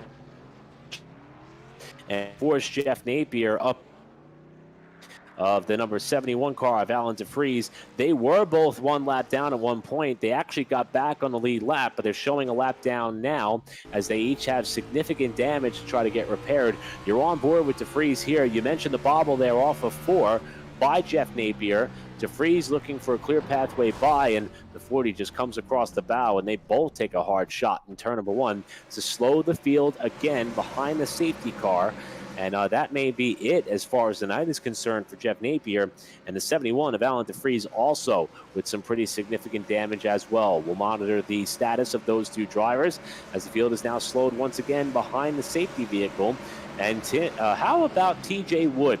A little bit of an up and down roller coaster style day. He's found his way back up towards the top 3. Remember, he started outside pole. In fact, the front 4 cars all started in the front 4 positions. Bradford, of course, was on pole. Jones came down to green in 3rd. He's +1 so far in the race. TJ Wood came down on the outside of the front row, as I mentioned, so he's -1. And Cody Harger started 4th, running 4th. Only variable in the top 5 is that of Thomas McMullen, who started outside the top 10, and he's currently running in the 5th position as they run. Will Hewitt and Jason Spear taking to 6th and 7th. Spear was way back on the grid. They didn't even post a qualifying lap, did Spear in that 83 car. Started 18th, running 7th. Bobby Hamilton Jr., despite being involved in 2 incidents on the night, still fighting valiantly in the 8th spot. Mike Aiello Jr. in 9th, and your point leader in Chris Mathis rounds out your top 10. Remember, he was involved in the crash with Hamilton Jr. while racing for 3rd at about the midway point, and also has been very close to some of the other incidents that have slowed the pace numerous times on this race. But he's been able to live to fight another day, and he is rounding out your top 10 as they run. Speaking of people in the top 10, you know, you said the top 4 started in the top 4 spots. And, you know, since we talked to David Bradford after his stage win, we're going to bring up someone else in the top 4. Our current 2nd place finisher, we're going to bring him in. We're going to bring Will Jones in for a quick interview, and I'll let you take it away here. Thanks a lot. And Will, I know we may be seeing the one to go signal here, but I would just tell you this. You've had a great night. You've been up front all throughout, started 3rd, running 2nd. How important are these restarts, though, that you feel is an opportunity to perhaps get up and around David Bradman for the first time that he has not led all race long, if you could make this pass? Yeah, I mean, they're crucial. Anytime I get behind him, I lose the nose of the car and wind up burning my tires off. So, I mean, I'm not worried about it now. We still got 60 to go, or be 59 to go when we come to the stripe. But I don't know, man. Later in the race, I'm going to have to make a move early if I'm going to have a shot at it. All right, Will, we'll let you go to work. You're half lap away from green. Best of luck tonight. Hopefully, you're able to muster up some of that momentum on the outside and make it a good show here for these final 59 laps. It's going to be Jones restarting outside of Bradford on the front row. TJ Wood down there on the bottom. And looks like we are going to have a pretty even keel restart. That is about the closest restart we've seen all day. And it is Jones holding his own on the outside lane as they go to turn 1 for the lead. You see Bradford actually touched the apron a little bit. That's going to give Will Jones the advantage. Going into the top line into turn 3, they're going to be side by side, but maybe I spoke too soon. They're still going to be side by side. Bradford's going to edge him out at the line. And just as we saw when Mathis was up at the front of the pack battling for the lead with Bradford, a lot of separation between these two. Jones, though, trying to pin him down just a little bit. It looks as though there's a big slide behind from McMullen. He's able to save it. Bradford's going to have the edge. A car pitting down below. That was car 5 of Mark Trexel, who's been off the pace throughout most of the day. And Jones is not going to get the job done. Here comes Wood trying to get back up to where he started as he's very loose on corner entry in turn 1.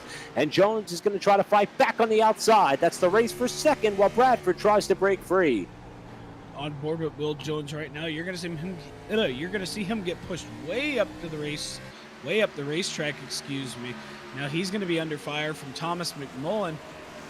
TJ Wood pulled away right in front of him as soon as he was able to get to that bottom line and push Will up the racetrack. David Bradford now going to be under fire from that 64 machine.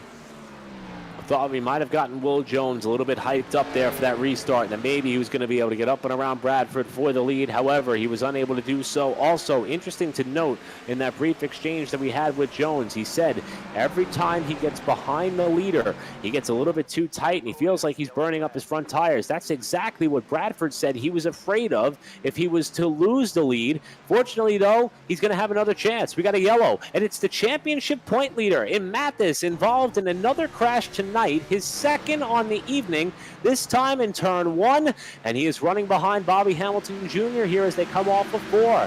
Let's see how this wreck transpired as he goes down to the inside of Bobby Hamilton Jr. towards turn 1, and that's a little bit of payback there by Bobby Hamilton Jr. as he punts the 18 in turn 1. Cole Ainsley, you see right at the latter half of that wreck, goes for a slide. Not sure if he had any damage from that. We're going to check and see what happened here from Bobby's point of view. On board with sorry, Trey. On board with Hamilton here off of turn 4, and let's see it from your perspective here. Yeah, you just see him. He sent it into the corner and just kind of, punted him in there. I mean, I don't know if that was really anything intentional, but I'd say it might have been kind of intentional, just for as much as he sent it down to the corner. You see he's just going to go in there, and yeah, I'm not going to say that it was intentional, but it definitely looked like it. I guess what you said earlier, some payback from earlier, so I guess a favor has been repaid. So as I go through my caution log and I note some of the incidents that have taken place, I do that the wreck that these two had while battling for third earlier on tonight was one of the most notable, and this is why. Hamilton Jr. gave him a long ways back to send a message there to the point leader in Mathis, and the ironic thing is, despite this incident, it looks as though with a little bit of pit strategy here, they may funnel their way back up towards the top 10 of the running order, as we may have pit strategy developing here for the first time in this race. Judging by my timing and scoring, it looks as though that Bradford elected to come down the pit lane to take tires. We talked about how some of these drivers are limited to the amount of sets of tires that they have. TJ Wood, however, has stayed out. He's going to inherit the lead with Jason Spear behind Will Hewitt in third. Scott Warren and Justin Napier take you through your top 5. Even after the crash that took place, Bobby Hamilton Jr. still in the top 10. And you have to go all the way back to 9th to find the driver who dominated this race. Up till my accounts of this caution flag, led just about every lap, but also he had Will Jones follow him down the pit lane. So how good is Bradford's car going to be in traffic? He extended that was a concern of his. He didn't know how his vehicle would react when having to deal with some other cars in front of him. And this is the first time he's going to be put in that position with 25% of this race still to go. 50 laps, that is, just about when we see the restart. Yeah, I feel like since he's only going to be starting 7th, he's still in the top 10, but he doesn't really have that much further to go to get back up to the front. Plus, considering fresher tires, he's going to have a lot more grip than those in front of him. The only thing he's really got to worry about is hoping that these guys just don't lose grip or have any tire spin on a restart to where he can try and work his way and pick his way up through the field. I just keep thinking back to when we had the chance to talk to him under one of the early caution flags, and he said he was really confident with his race car with nobody out in front of him. He was kind of worried as to what it would do. Then we got a chance to talk to Will Jones. He said that every time he gets behind another vehicle, he just gets a little bit tight. And, also these guys have now gone into the tire bank once more. So that's going to be one less opportunity. And consider this, Bradford only has one win on the season. So that means that he is not in a position where he has to sacrifice a set of tires like that of the driver who was the points leader coming into the weekend in Chris Mathis, due to the fact that he has more than one victory on the season. Part of some of the rules that are set in place with this series. But here we go. First time tonight, a car other than David Bradford is leading us back down for a restart. With 50 laps to go, it's TJ Wood and Jason Spear leading them off into turn number 1. Jason Spear holds on to that second spot. Will Hewitt in third. You see David Bradford up to the 6th spot. Gained 1 spot there. Will Jones further on back there. You see side by side for the 3rd spot. You have Scott Warren and Will Hewitt. They're going to be still side by side going into turn 1. Ooh, almost some contact. Going to be really, really tight coming out of the corner there. Looks like they got that sorted out. David Bradford going to put the pressure onto that 54 machine of Justin Napier, excuse me. And it's going to be some white knuckle moments for sure as Warren got off the pace. In fact, the whole field is off the pace, and there it is, a crash involving one of the cars that elected to come down pit road for the fresh tires, put him back in traffic. That is car number 66 of Cody Harger, who started up in the front 4 spots, and he has turned around backwards after trying to navigate his way up through the pack. This crash happening here in turn 3, and it's a boot from behind. Looks as though that might be car 74, Mike Aiello Jr., who tagged him going into the corner. Ooh, Mathis and Hamilton Jr. close together again as they were trying to avoid that crash up the top side of turn 4. But so far, the bad luck bug has now found Cody Harger to strike. This coming in the latter stages of this race, on board with Aiello Jr. off of 2 and on the back straightaway. You'll see the door was open, but he came from a long ways back to try to walk through it. And a big sliding save there. It looked as though there wasn't going to be too much contact by Harger with the outside retaining wall, but at the very end, it was a crinkle of the left rear quarter panel from Aiello Jr. that caused him some damage in the back end. A great job to light up the tires and keep it off the wall, and an incredible job there by the 27 of Fred Straywich III. He got on the binders very hard just behind and not making a 3-car pile up in the 3rd corner. But we have the field slowed down yet again in this race. Yeah, very excellent effort there by Straywich to get onto the brakes there. Could have been a much bigger pile up there. And then, as you mentioned, you saw Mathis and Hamilton almost get involved there. Some very, very tight quarters racing between those two, and they're going to come back down and try and get some more damage fixed. So this race truly having a bit of a short track feel to it. We'll see how the rest of the race ends up unfolding with some new players at the head of the field. TJ Wood, Jason Spear, Will Hewitt, your top 3 for the time being. Scott Warren and Justin Napier, your top 5, and the Dominator and Bradford, who certainly does not want to see these yellow flags by any stretch, especially considering the fact that it's taking away opportunities for him to work his way back up towards the front of the pack. Yeah, if I'm somebody like David Bradford, I pit like that trying to hopefully get a run going, and then all these yellows just eating away opportunity for him, that's got to be, he's got to be kind of kicking himself in the back right now, just going like, oh, why'd I do that? Why'd I do that? So hopefully this can play into his strategy for him to where he can get back up front and make sure it pays off for him. So we'll see how the race is going to wind down. Aiello Jr., who's involved in that incident, looks as though he's been given a penalty. Also, Bobby Hamilton Jr. was given an end to the longest line penalty. Still within close proximity of Mathis, as those two have been virtually locked together throughout the duration of this race. This caution flag reminds us the opportunity to thank some of those who are series partners who make these events possible with the Superior Class Auto Racing Cup Series, of which include that of Waffle House and First Horizon Bank, also Whoppers and Zero Bar Candy Bar, Dr. Pepper, and 7-Up, some of which you see on Bobby Hamilton Jr.'s car, as they also support his sim racing ventures. And we also have a lot of partners we want to highlight on the PitStop TV front. We will mention them in just a short moment, but we're a half a lap away from going back racing with TJ Wood and Jason Spear on the front row, both of which looking for their first wins this season. In fact, you have to go all the way back to 6th place to find a winner in 2020, David Bradford, who has been the dominant car by far. Approaching about 43 laps to go here at Richmond Raceway, and a great start by TJ Wood in the restart zone. Hewitt's going to try to follow through. They're going to fan out 3 wide for 3rd. Is this going to work? 3 wide for 3rd. They're all going to break, and Will Hewitt's going to be the one to get the better half of that. And they're going to be about 4/10 of a second behind TJ Wood.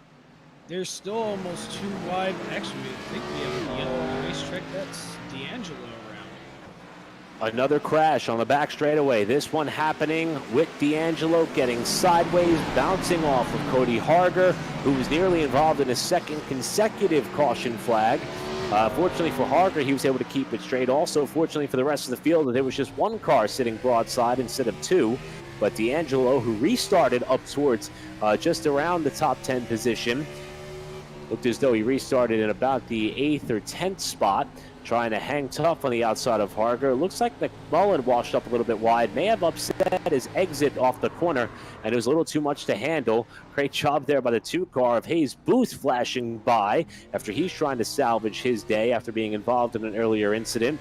And we yet to have another yellow. Slow the pace of this field and also potentially slow the progression of Bradford trying to get back up through the pack. He actually lost the spot to Will Jones on that last restart. So the traffic is perhaps an opportunity for the rest of the pack that is on the same bit of tire strategy, like a Will Jones, also like a McMullen, to be able to get up and around Bradford as he's now dealing with the same type of aero conditions. Hard to believe that aero matters so much at Richmond anymore, but these drivers will tell you it does.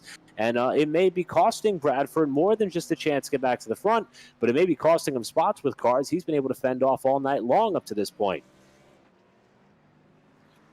Yeah, you wouldn't think coming to a short track like Richmond aero would depend on, like you see cars in Martinsville, looking like modifieds out there. But definitely, the layout of the track is much, much different than when you go to Martinsville or like New Hampshire or something like that. But as you see up on the screen, I think it's time for us to do some sponsor plugs. Got to keep the lights on, so I'll hand it over to Eric for some sponsor time. Thanks, Trey. And this caution does invite us the opportunity to talk about some of the people who make this possible here at PitStop TV, including Tucson Sound Art. Remember, that's your picture, your music. The holidays are right around the corner. If you're thinking of a very unique gift to give a friend or loved one, coworker, you name it, Tucson Sound Art, if you provide them any image you want, it could be of a loved one, could be of a destination, could be of a race car, they will customize it and create a beautiful framed high-quality canvas with a built-in Bluetooth speaker with sound art. You get the best of both worlds. To learn more, visit TucsonSoundArt.com for more info. Imagine that hanging up in the garage while you're tinkering with your race car or while you're hanging out with your friends and family. Again, TucsonSoundArt.com to learn more. We also want to take this opportunity to thank Permanent Makeup and Cryo in Maine. Now, when it comes to your appearance, you deserve the best that money can buy. We mentioned the holidays are coming. It's that time for your holiday cards, family photos, you name it. Why not look your best? Because at Permanent Makeup and Cryo in Maine, the owner, Ashley Bullier, she's a certified micropigmentation specialist who provides professional, safe, personalized services. You can contact Permanent Makeup and Cryo in Maine at permanentmakeupinmaine.com, or you can call and text them. Just get your pen and paper ready before we get back for this restart. It's 207-358-8683, because if you're looking for the best solutions that your permanent makeup can, with your permanent makeup concerns, just give Permanent Makeup and Cryo in Maine a call today, and you could book your consultation. Visit their Facebook page at Permanent Makeup and Cryo in Maine, and you can enter their monthly giveaways. Enter today, because who knows, you just might win in time for all those holiday photos, and you can look your best when you see your friends and family. Also, PitStop TV, a representative of Whiplash Media, will tell you more about them before the night winds down. But we've got a race to settle. Going to be coming back to the green here with approximately, we'll call it 37 laps to go. And TJ Wood, as soon as the pace car veers onto pit road, he's on the ready and back underway with the lead and the launch over Hewitt, who's trying to fend off Spear for second. They're going to be side by side. Jason Spear going to get really, really tight. You're going to see them all check up there. Almost an incident. David Bradford going to go all the way down to the bottom. And he's going to take advantage of that and get by most of the people. We saw that Will Jones was ahead of him. Coming to that restart, Will Jones going to fall further back. Scott Warren also had a little bit of misfortune there in that restart. That's going to put David Bradford up into the 4th spot. Boy, Warren trying to hold on to a very loose race car. Remember, some of these drivers on older tires after the likes of Bradford and company came in to put on fresh rubber. And right now, Will Jones got shuffled out of line as well. And we have another caution flag. This time, though, Bradford's gotten up in the fourth spot. And for the third time tonight, it's Tommy D'Angelo who was involved in an incident. He's backed it into the wall, and he had big-time help from Vincent Short in turn 3. We're going to get another look at that here. You see D'Angelo just kind of running, doing his own thing. We're on board with Vincent Short, and you're just going to see it get tagged right into the left rear, and he's going to send D'Angelo right on around. Boy, some drivers just having a really tough go of it on this tough and tricky 3/4-mile short track that oftentimes provides some of the most thrilling racing, the opportunity of the potential payback, a little bit of contact, and we've seen it a number of times, unfortunately, tonight for D'Angelo. We're also checking in with a couple of cars that are electing to hit pit road again. We mentioned the vast majority of the field who do not have wins under their belt, or more than one win, I should say, have 5 sets of tires at their disposal. And it looks as though the time has come for some of these competitors to shake things up and come down the pit lane. That includes your leader, TJ Wood. He feels now is the time to come down and put on some fresh tires. We'll see how that shakes up the running order. It looks as though Spear is going to inherit the lead. Hewitt stays out as well to move up to second. Bradford has a little bit fresher tires in third. Scott Warren is on the same tire strategy as the front 2. And then you have Ansley there rounding out your top 5. You're going to have to wait a good bit until you find TJ Wood in the running order. In fact, he is just now starting to trickle down the timing and scoring pylon. He is going to go from 1st to 11th with this ensuing restart, which may come with about around 30 laps to go. So you look further on down the scoring, as you see, Chris Mathis, after his little bit of troubles, finds himself in 7th. Cody Harger in 8th.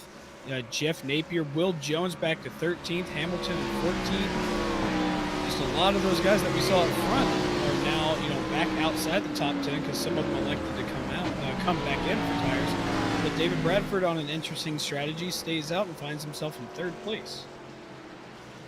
And one of the reasons we'll be talking a lot about the championship point standings from this point forward, this race, the conclusion of this race, is going to mark the halfway point in the season. And coming into tonight's racing action, Chris Mathis had a 14-marker advantage over this driver who you are on board with. The driver who won stage 1 and 2, the driver who led the most laps. There you see your points coming into tonight's race after Michigan last week. Bradford 14 points out. Mathis, though, has been involved in a number of incidents tonight. And those 2 victories, although they've helped put him in a prime position to be atop the championship standings despite missing one of the 6 races, Bradford, though, appears poised to make up some ground, especially if he could find his way up 2 more spots and back into P1 for what could be his second win of the season. Hayes Booth, Bobby Hamilton Jr., Colt Ansley, all of which have been involved in trouble here tonight in some capacity, while McMullen's having a solid run. Jeff Napier is trying to salvage his night as well, but he was involved in a very hard crash that put him out of contention. Scott Warren, Mark Truxell, and Alan DeFries all also involved in 1 or more incidents tonight in what has been a caution-plagued 200-lapper, the one and only short track race on the calendar. After this, the series is going to shift gears and head over to California for a 100-lap night race that you can see right here on PitStop TV in 1 week's time. It's going to be November 22nd as they will wind down the second half of their season.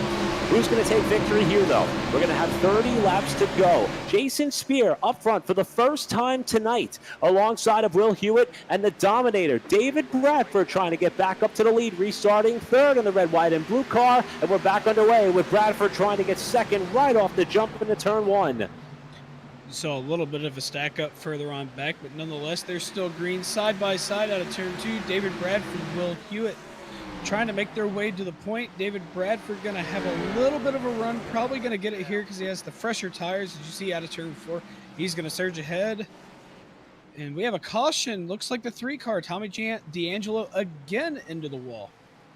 We can call it the trifecta for the 3-car, although he had a lot of help. He wasn't the only one to go around this time. Looks like the 54 was also involved in Justin Napier. Let's take a look at how this transpired. I believe this is the 3rd consecutive yellow flag that D'Angelo has been involved in. 4th total on the night, if my unofficial math works, but he took a lot of cars with him, including the 64, who went for a half spin. That's TJ Wood, who was leading at the time of the last caution and elected to come down pit road for tires, and he was a little bit more contact away from perhaps his night coming to a premature close. That was actually quite the beautiful save there by Wood to keep that car pointed in the right direction for the most part. But for Tommy D'Angelo, this night has unraveled rather quickly. Yeah, this is definitely unraveled very differently than I expected. You know, Tommy D'Angelo also having a very, very different night than I'm sure he expected. We're going to go on board with Napier. You're going to see he's just going to sail on into the corner and collect the 3. It looked like Straywich, I think, was behind Justin there, which sent him around. And then, as you saw, TJ Wood also got involved in that, went for a half spin, was able to keep the car mostly under control. So you're going to see him Napier come down pit road, put some fresh tires, maybe repair some damage, and get that thing back on the racetrack. So some wild scenes so far here tonight at Richmond as we are approaching what would be the final 25 laps of this race. And David Bradford has worked his way back up to 2nd, trying to play the role of the spoiler over Jason Spear, who is looking for victory here if he can get the job done. Spear comes into the night with 4 starts. This would be his 5th of the 7 races so far in Season 3. Back in 17th in the championship points. However, though, he does have 2 top 10 finishes in those 4 starts. So it's been a pretty consistent year, even though he's not been able to run all the races just yet. But a race win would go a long way in perhaps molding what the rest of his Season 3 slate will look like. However, he is going to have the difficult task of trying to fend off the driver who has been so dominant. And also, we have to tip our cap to Bradford for being able to stay out of trouble. We've seen so many drivers, once they elect to come down and get a little bit off strategy in exchange for fresh tires, find themselves involved in an incident late in this race. And we've seen that jump out and bite many drivers, including that of your point leader, Mathis, who has somehow come back up into 6th place. And we also just saw it by TJ Wood, who's still mired back in 11th. So hats off to Bradford for being able to keep it clean for the most part. There you see TJ Wood, who again was leading up until 2 cautions ago, and all these yellow flag laps definitely hurting his efforts to try to get back up to the front. And the same can be said for the car just in front of him, the 56 of Will Jones, who was running 2nd for most of this event, and he too was trying to work with Bradford to get it up towards the head of the pack. And he got shuffled out of line in one of the maddening restarts, and he finds himself rounding out our top 10 as we'll be going green next time through. It's going to be an interesting restart. David Bradford's got to make sure he does not pass Jason Spear before we get to the line, so he does not get a penalty. So it's going to be interesting to see when Jason Spear goes, because he's on older tires, so he doesn't want to spin the tires. We're going to see the pace car go in and lead us to roughly about 25 to go. Going to be just less than 25 to go, and Spear is ready to go. He is clear and gone by about 2 car lengths as they cross the start-finish line, and we're back underway. That's going to push Bradford back into 2nd. Here's the fight for 3rd off of turn 2. Hewitt trying to hold it down on the bottom side of the racetrack with Scott Warren now moving up into a top 3 position in turn 3. Washes up the racetrack. Hewitt's going to dive back to the bottom, and we're going to be side by side for 3rd spot at the line. Don't count out behind him. You see Chris Mathis involved in a few incidents tonight further on back behind them. Almost some contact, tight racing there. That's going to allow Chris Mathis to catch up to Will Hewitt, excuse me. So very, very tight racing there between the 3rd, 4th, and 5th. So you're going to see David Bradford catching up to Jason Spears. We come up on 21 laps to go. And we've seen how difficult it could be to pass. Sometimes you have to set up a driver for a number of laps. Maybe switch up your line a little bit as Bradford dives it down to the yellow line, putting the left side tires as low as he can without necessarily clipping that apron, while Spear runs more in the middle of the road in turns 3 and 4, and he runs a similar pace here in 1 and 2. Washes up the racetrack just a little bit. Bradford back in the gas a little bit sooner, and he closes it up to about 1 car length. Now closing up even further under braking as Bradford wants to get back to the point, and also Scott Warren is starting to close in on the front too, as we may have a 3-car race for the lead in the final 20 laps here at Richmond. Don't count out Will Hewitt. He right on the back bumper to that 76 machine of Scott Warren. So the top 4 pretty close, tight racing here. You're going to see almost bumper to bumper from 2nd, 3rd, and 4th. Bradford told us in a mid-race interview that being behind another car just upsets the handle on a vehicle in which we thought to be so dominant throughout the night, and it appears to be coming to fruition as Spear has a slide off the corner. Bradford still a car length off as he tries to close up on the binders in 3, but Scott Warren is applying the heaviest of pressure that he's been under all throughout the night. And how patient will Hewitt be as the laps continue to click off rather quickly as they come to the line here? Another lap on the board. Bradford slips up wide. Spear trying to grab his first win. 3 of the top 4 have yet to visit victory lane in 2020. The only exception is Bradford, who's led the most laps tonight. The door was left slightly open from Napa Peak down low, but he can't get up alongside as Spear leads another lap. Looked like Chris Matthews was way down, almost into the infield grass there. Looks like he kept that going.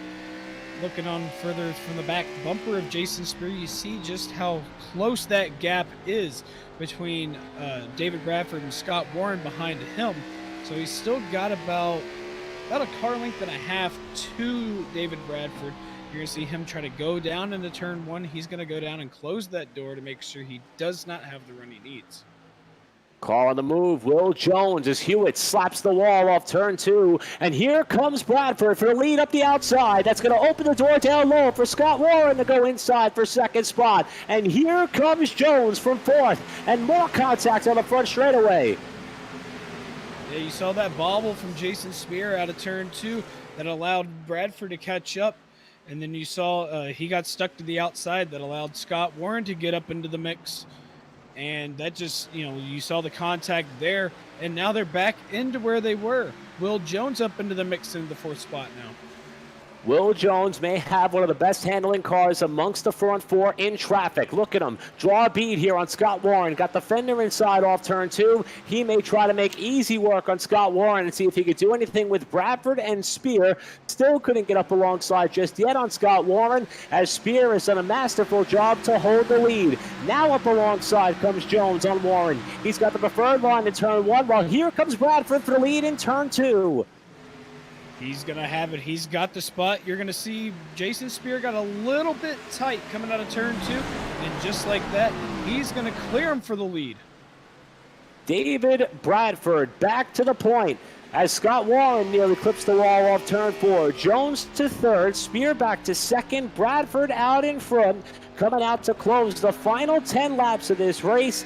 And the driver who has led the most laps tonight, 145 to be exact, as we are hitting the 10 to go mark this time, is back out in front.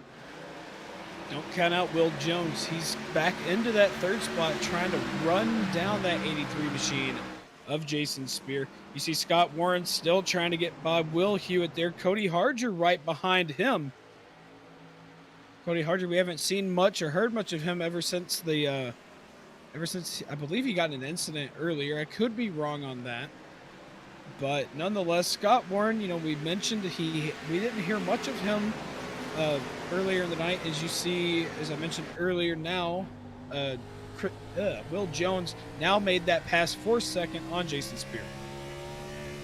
Jones now up in the 2nd spot. We'll see if he has anything in store for Bradford. He may have a little bit fresher tires according to our records after Bradford came down the pit lane a little bit earlier on in the run. After Jones got shuffled back, he may have gotten a little bit fresher tires, but nevertheless, Bradford's car has been so superior throughout the night. We talked about the championship picture. While Mathis is up to 4th, minus any bonus points. That's going to give him 37 markers if he could stay there. You see him there minus the rear bumper cover, trying to fend off Will Hewitt for the time being in that 4th spot. Also, when you consider stage points, however, if Bradford can hold on for the win, that'll be 40 points for a victory, plus the additional 5 or so that he got in both stages. So with a 14-point deficit between these two, there's a chance when the series heads out west to California that you've got a new points leader if the running order it was to stay as is, with Bradford leading. But last time around, Jones closed up just a little bit on the front runner. Is he going to have enough time? We're coming up, closing up on 6 laps to go. So, I mean, there's still plenty of time, and a mistake could happen for David Bradford to lose that top spot to Will Jones. We see here the gap at the line, 3.66 seconds going into turn 1, 0.3 of a second. He's closing it ever so slightly as we go down the back straightaway.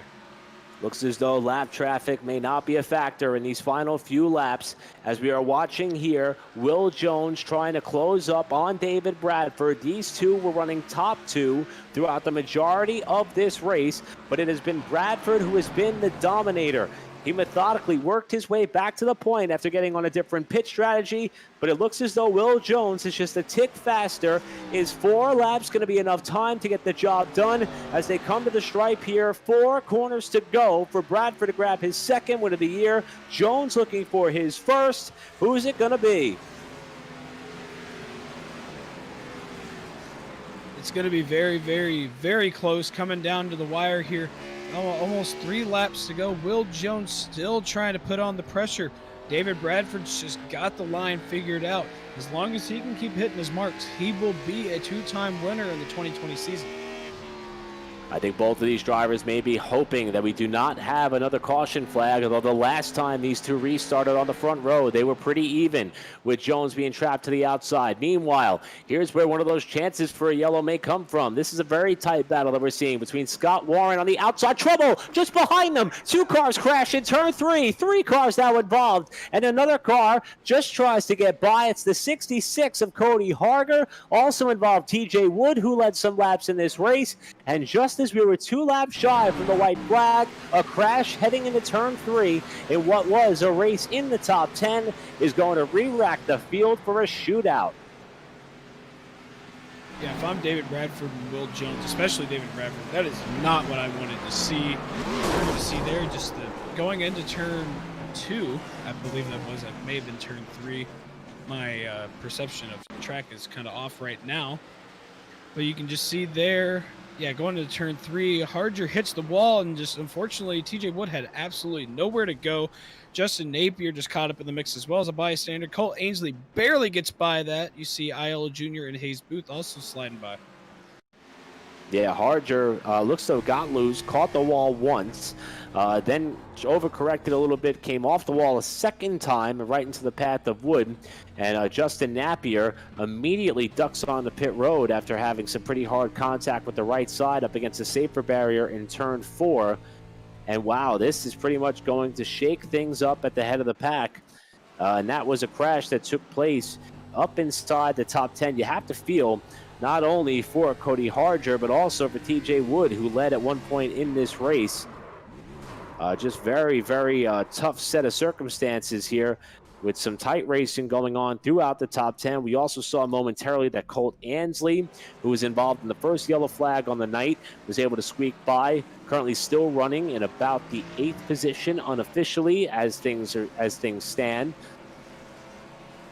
And it is going to be Bradford and Jones on the front row. No takers to the pit lane. Not sure if that's going to be a strategy move or if these drivers have simply used up all their available sets of tires. But nevertheless, it looks as though that Bradford and Jones are going to try to settle it amongst themselves. The race is going to go now to a green-white checker finish. It'll be a 2-lap shootout. Leaders will come to the line with 2 laps to go. Next time through, they'll get the white flag, and then we will close things out with a checkers. Hopefully, if everybody could keep clean, and we will see who will walk away with the trophy from the virtual Richmond Raceway. This restart's going to be very, very, very tight. You know, just we've seen Bradford up front battling, being dominant all night ever since he's been on the point. Will Jones has been on his bumper. Jason Spear, we saw ever since he was up front, had a really, really dominant car once he was in clean air. So I expect to see some really, really aggressive moves. You know, Will Hewitt also up front may have potential to do something. And then Chris Mathis up in the 5th spot, we may see him try to do something aggressive. I just keep thinking about the last time we saw these two restart alongside one another. It was some pretty solid racing. The outside line just has not had the advantage, which I thought it may, with these Cup cars here at Richmond Raceway. And if anybody's going to prove me wrong on that one, it could be Will Jones. However, the way that David Bradford has been able to finesse his way through this race, as we are working, as you can see, our 14th caution. We've had 5 lead changes, all of which have come during the cycle of pit stops. We have not seen anybody be able to get by Bradford for the lead at any point in this race. And if it's going to have to happen, it's going to come at the most pivotal point of this event in what will be a 2-lap shootout to decide the 7th race of the 2020 season. And we're about to see who's going to get the job done. So who's going to capture top honors? Is it going to be Bradford with win number 2? Will it be Jones with his first win of the season? The Superior Class Auto Racing Cup Series here on PitStop TV is coming down to a 2-lap sprint to the checkers. Oh, Bradford spun the tires big time there. And here comes Jones with the jump as they crash behind them. Still green for the time being, and Jones has the lead in 1. Bradford trying to get back up alongside. Very, very interesting restart. He's able to keep the car straight. Will Hewitt almost into the wall, still side by side, going into turn 3 and 4, excuse me. We're going to take the white flag. Double wide throughout the first 6 cars. 1 lap to go. Bradford had the lead by inches at the stripe that time. Jones trying to pin him down in 1 and 2. That's the tightest we've seen anybody hold the driver down to the bottom. And a slide by Bradford off the corner. 2 turns left to go. Bradford with the edge. Jones trying to get to the back bumper. Can he shove him wide? Here they come to the checkered flag. Jones to the inside is going to run out of time. And it's win number 2 of 2020 for Bradford. I don't know how he did that with that restart, and he spun the tires there.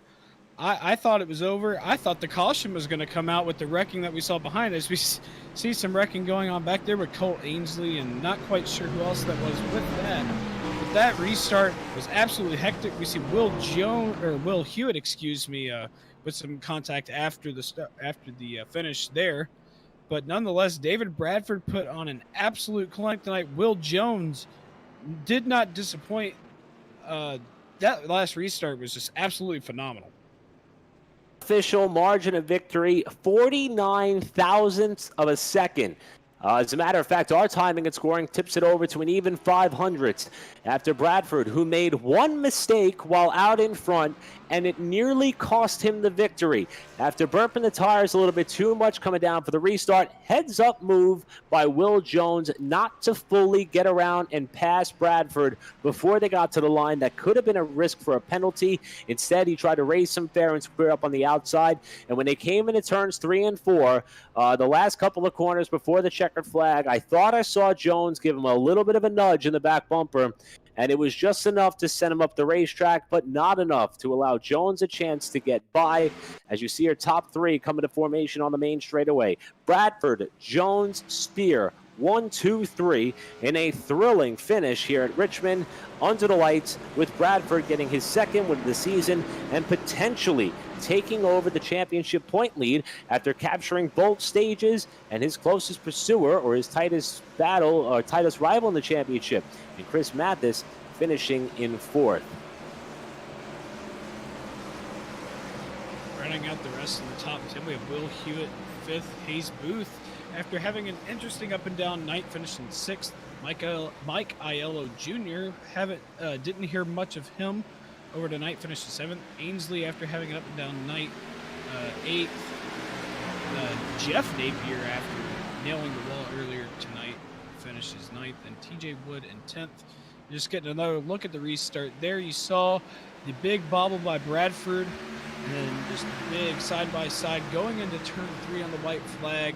Just wasn't sure who was going to get it done. But as we see, David Bradford was able to bring it home for his second win on the season.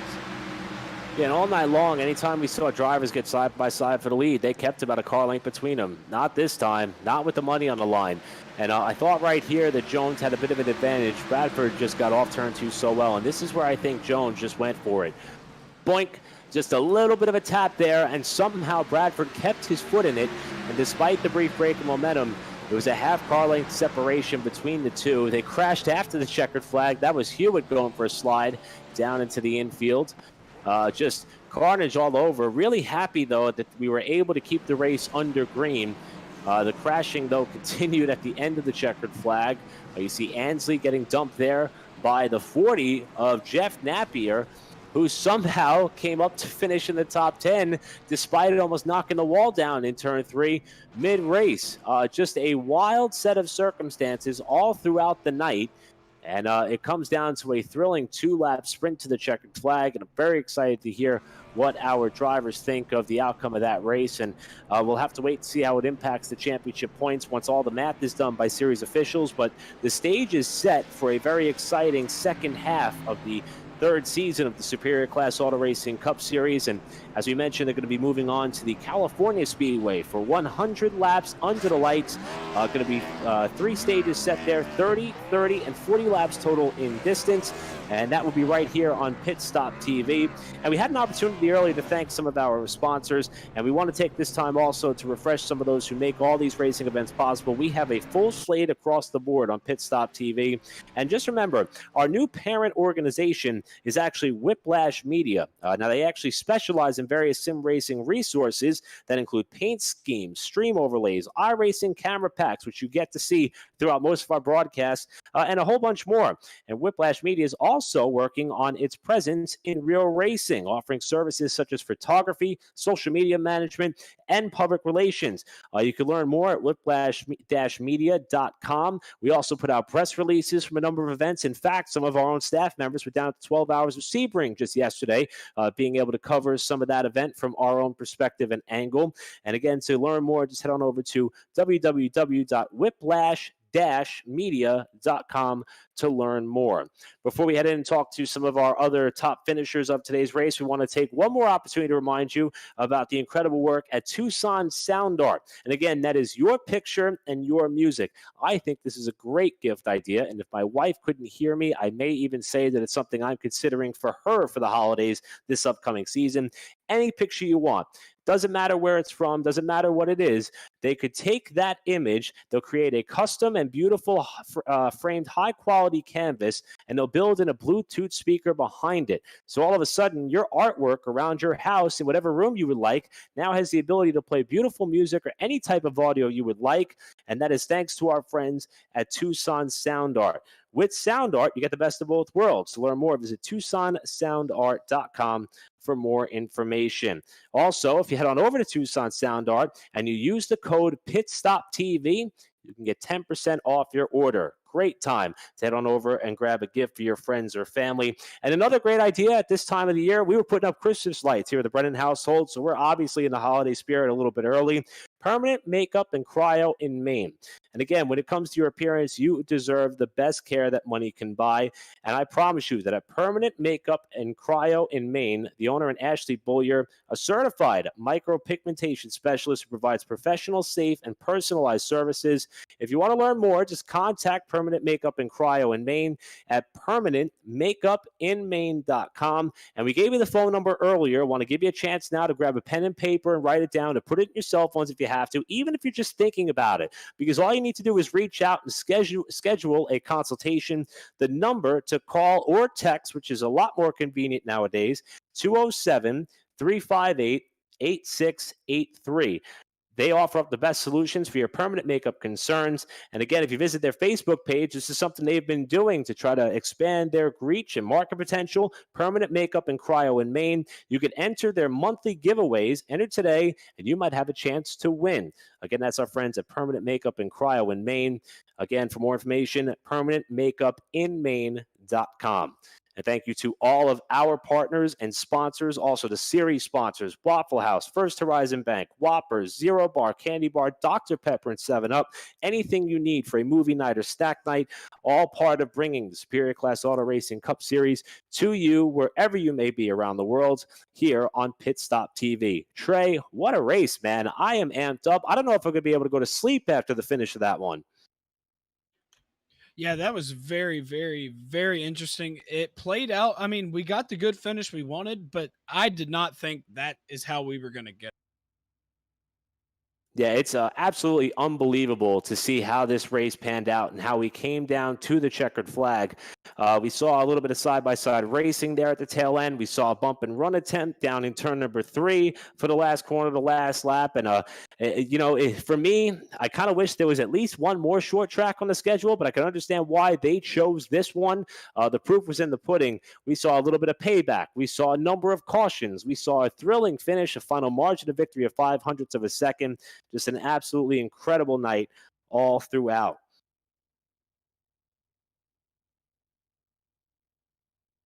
So in just a short moment, we are going to have an opportunity to hopefully hear from some of our top running finishers. And one of the things we've talked about is we've been very, very busy, essentially burning the midnight oil the past few races and the past few nights here on PitStop TV, and that's actually going to continue all the way up through this coming week. In fact, tomorrow we've got 2 races on the docket on PitStop TV.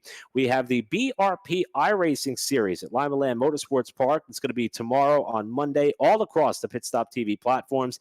And then later tomorrow evening, I have the opportunity to join the broadcast team for the Northwest GT3 Challenge at Sonoma Raceway, a track in which this series, the Superior Class Auto Racing Cup Series, will be visiting a little bit later on in the season. Tomorrow, it's all about the GT3 cars, and the Northwest GT3 Challenge will be underway late tomorrow evening, also across the platforms on PitStop TV. We don't stop there, though. Wednesday, we're back in action with the Bluegrass iRacing Series at Daytona International Speedway. So if you need a super speedway fix for some midweek entertainment, we got you covered with the Bluegrass guys. They always put on a heck of a show, especially on a track as equal as Daytona.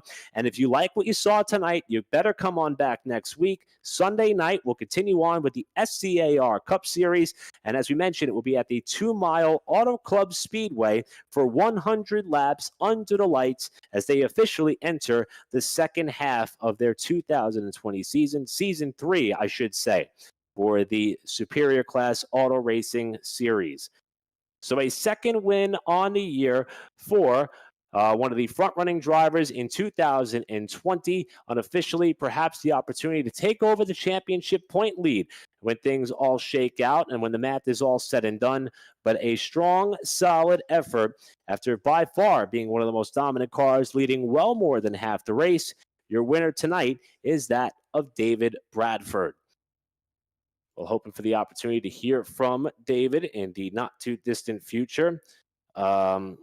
In just a short while, as well as some of our other front-running finishers in tonight's racing action, including a couple of drivers that we talked to leading up to the event. We actually had a chance to talk to David Bradford in the midway portion of the race while he was out front.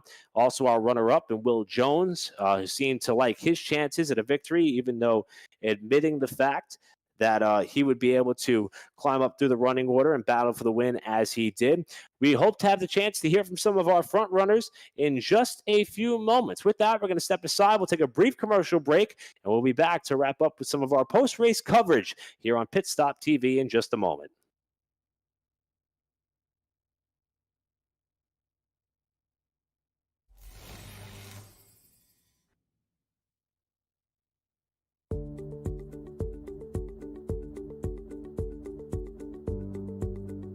Sound art is a product that is a speaker and it's art. We combine it together and we call it sound art. What makes it so unique that any picture can be your speaker? Sound art gives you the high quality sound without the ugly speaker. This isn't a picture with a speaker, the picture is the speaker. Just imagine your wedding picture uploaded onto a canvas and now it's speaking 10,000 tunes. I mean, it's a very cool concept. What we like so much about it that you can take anything that means something very special to you, upload it on the canvas, have it hanging up in your room, your balcony, wherever you want to put it, and now it's a speaker. I mean, how cool is that? It's something that we have that and no one has. No one has this product. It's just a great gift to give anybody. It's just a neat concept. Around here we say, art never sounded so good.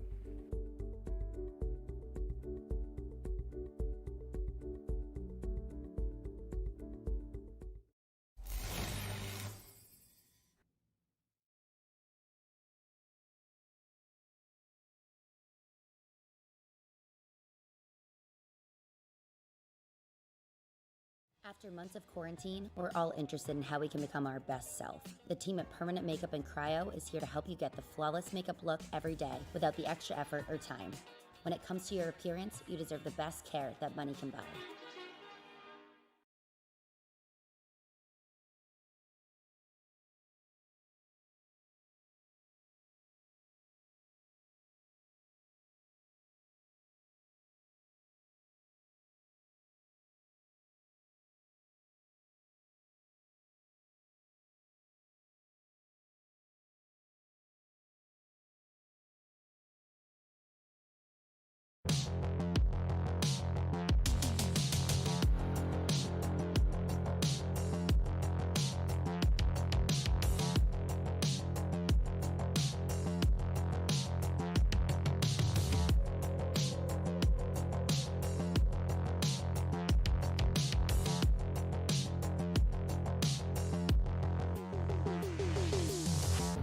Welcome back to the virtual Richmond Raceway, where we just saw a thrilling finish to the 7th race of the 3rd season of the Superior Class Auto Racing Series on the one and only short track stop on the calendar. Just an absolutely incredible night of racing action. Again, I'm Eric Brennan, fortunate tonight to be joined by an incredible team that makes up all that happens here at PitStop TV. Trey Patton joined me on the call. We had Corey Rexford handling social media duties, and Trey Shuttlesworth doing an excellent job behind the scenes, making things possible. But right now, we want to take this time to hear from some of our front-running finishers, and we are going to start with tonight's winner in David Bradford. And we got a chance to catch up with David just a short while ago. First of all, David, congratulations on an incredible race. Thought you were going to go wire to wire at one point. However, pit strategy put you back in the middle of the pack. You said earlier that wasn't where you wanted to be. Was there ever a point or a bit of doubt in your mind that maybe this race had gotten away from you, or did you just have that feeling all night long that you were the car to beat? Well, once I got back there and they started wrecking a bunch, I was really starting to get pretty concerned about it. They were wrecking every couple laps, and it seems like I'd pick up a few positions and I'd lose them again. And then one restart, I think I got all the way up to second, and then I felt pretty good about it. Jason being on old tires. If he would have been on a little bit fresher tire than what he was, I would have had a pretty hard time trying to get by him. But I just had to wait on him to wear his tires out just a little bit more, because man, he was still smooth and he was still fast. So it took me a while to work on him and get under him. Now, you said when we had a chance to talk to you earlier, you were a little bit worried about getting behind another competitive car, not just lap traffic, but guys who were running a similar pace as you was all night. And the first time we saw that was when you went on that alternating pit strategy. Were you kind of anticipating the behavior that the car was going to have? You said you thought it would tighten up a little bit in traffic. And was that something you were prepared for once you got put in that position for the first time? Well, I think it was more of keeping that same rhythm that you had instead of, I'm going to back off with this guy. I just tried to hit the same point that I had been hitting every night. I noticed if I started trying to follow the guys in front of me, I was driving off in there a little bit deeper, and I'd kind of have to dime in the corner a little bit to make a good run off. So I just kept on backing up the corners, and that was really getting the car to rotate the center and getting a good drive off. So now you get back up to the lead. You're coming around to about 2 laps to go. The caution waves. You have a late race restart, and things just get crazy. What was those last 2 laps like for you inside the cockpit to be able to hold off what was a very hard-charging Will Jones to the checkered flag? That was a bit of lack of discipline on my part. As soon as we went to take the green, I just smashed the gas instead of rolling into it. I sat there and rolled into the gas all night long. It was getting really good restarts. That's what started the mess, and then I had to make up ground getting into turn 1 to even stay up next to Will, because I knew if he got out in front of me, it was pretty much over. I knew he had pitted again after I had, so I knew he was on a little bit fresher Then stayed door to door till turn 3, and my retarded self was looking in my mirror trying to keep him to my outside because I didn't want him to get in behind me and give me a bump.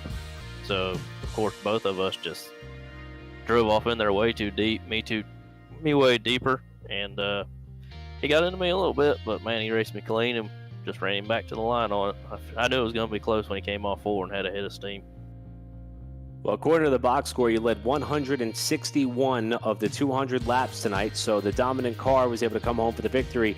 David, this is your second win of the season. We've just hit the halfway point. We have to wait for some of the calculators to stop smoking and burning, because once we consider bonus points, you may, in fact, be up there towards the top of the championship point standings heading into California. Your other win came in Atlanta, a track similar to California as far as surface is concerned, and it's kind of in that intermediate category. What's your level of confidence as you hit the second half of the season in what is hopefully going to be a championship run for you? Well, Atlanta's a really good track for me. I go there trying to run top 3, and California's the same way. There's a lot more draft in there than Atlanta is. You know, you still got to save your tires though, because it's old wore out surface, but it is a good fun racetrack that creates a lot of good racing. I was excited for Michigan last week and just got too much damage early on to ever get up and compete, so I got to work on my qualifying on these bigger racetracks and get up there to kind of stay out of that mess so I can have a shot at winning more races. Now, obviously, there's a lot of people that make these events possible. I know that we have people who, at PitStop TV, allow us the chance to bring this racing out. The series does. Whose helps you make sure that you have all that you need, all your preparation is done properly? Who do you have to thank for grabbing your second win of Season 3? So you got to thank the people that are watching. My wife's watching her first race tonight. Glad to get a win for her. Of course, I got to thank my buddy Woody's wife. She knows she loves me, and I know he's going to watch this, so I know, and he don't need to know, but now she does, I guess. Quality Septic down in Land O'Lakes, Florida. They put their name on a car, a little bit of money on the car. They really help us get through the week. Well, congratulations, an incredible drive, a dominating performance, and a thrilling finish. Second win of 2020. Going to be looking for more as we hit the second half of the season and what may be just the start of a championship run. Congratulations, David Bradford, on a great victory in Richmond. Thanks, guys.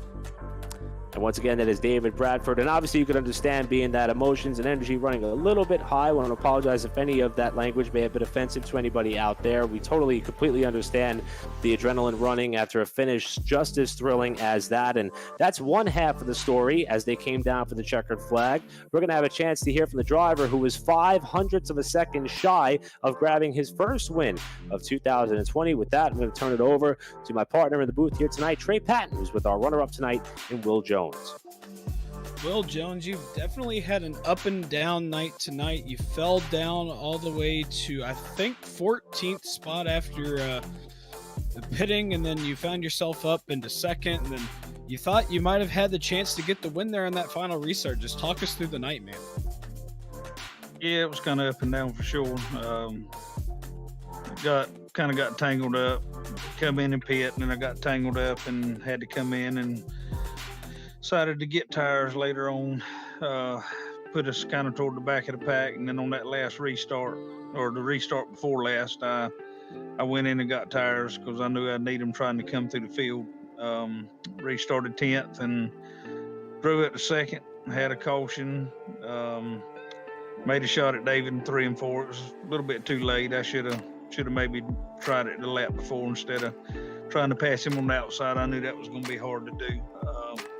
But it was fun. I give him a little shot there. I'm not going to wreck him. He's my buddy. But I did give him a little shot in 3 and 4.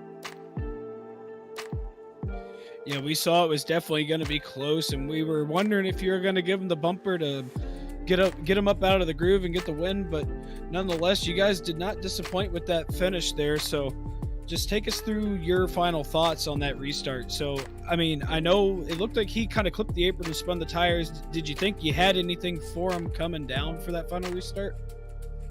Yeah, my tires were a little bit fresher than his. But the only thing was I had to pass all those, cars coming up from 10th. So, I mean, my tires were probably pretty equal on tires. And then on the restart, he spun the tires a little bit on the restart, and that kind of got me kind of anxious and caused me to spin the tires. But I was able to get back to the gas a little bit quicker, and I held strong on the outside for the first lap, and then he started getting by me. And basically what I should have done was I should have let off early and give him the bumper a lap earlier instead of waiting on the last lap. Because I do think I could have got by him, but I just wanted to give him the bumper when I could do it and not take him out. Like I say, me and him has been friends and been racing together for a long time, so I'm not going to dump him for a win. Well, that right there, just showing respect on the track and respect for colleagues in general, just leaves a good product, or leaves us with good racing product right there. And I know you mentioned before earlier on in the season that said you were going to be part-time and not full-time. So how much more can we expect to see you in the season? I'm gonna run as much as I can. It's kind of worked out so far to where I've been able to run, I think, every race this season but one.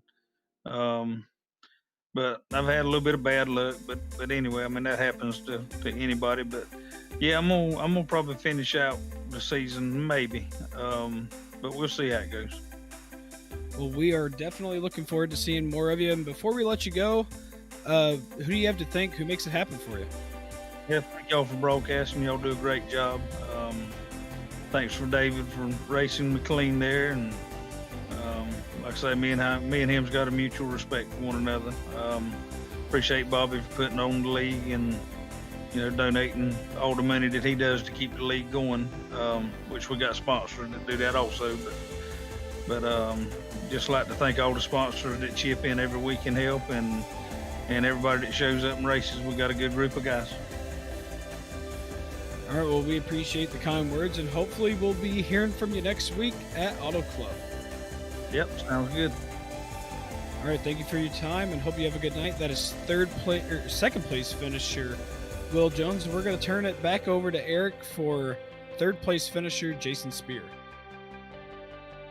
Thanks a lot, Trey Patton. And a driver who came home third tonight was up there in contention for the win towards the latter stages. A driver who, in his 4 starts, was able to muster up 2 top 10 finishes coming into tonight's race.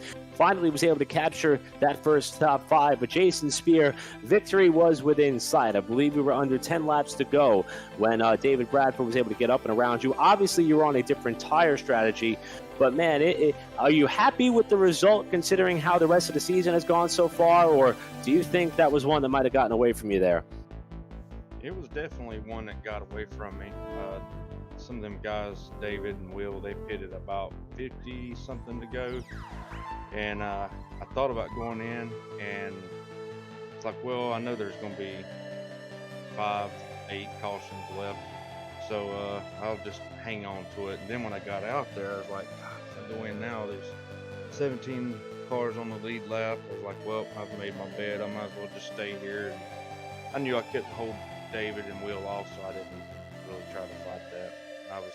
I'm really happy with a third place finish. They're tough to get around here. Some good guys, good driving, some good talent. And you just have to watch out for the chaos sometimes and have a little luck on your side. I believe when all's said and done, you would have led the second most laps tonight. I know that Bradford had 161. You led 22 laps on the evening. And with that, while holding the lead after the decision to stay out, we just had a stretch of yellow fever. I mean, with each caution that came following, that first restart where you were in P1, were you kind of hoping we would just keep burning laps under yellow? That way some of those guys that got tires would stay trapped in the middle of the pack? Or did you kind of want the race to run green because you and your car kind of liked being out in that clean air up the head of the pack? Oh, yeah, definitely. I'd like for it to went green all the way. Maybe they got trapped in there a little bit. I don't know, coming down to the end, maybe there had been enough space they've had to burn them up to get up there. I don't know, it was my only shot, but with, like you said, 4 or 5 cautions after that, it was just hard to fight them off. Now, the race came down to a crazy 2-lap sprint and an overtime green-white checker finish. And I know that things got a little bit physical up in front of you. Looked as though that Will Jones did all he could to give a nudge there to Bradford. Was there any thought in your mind that perhaps the C's would part ways and you would have a chance to get up there and win that race on the last lap? Or were you just kind of happy and complacent with the third as you were coming to that line at that point?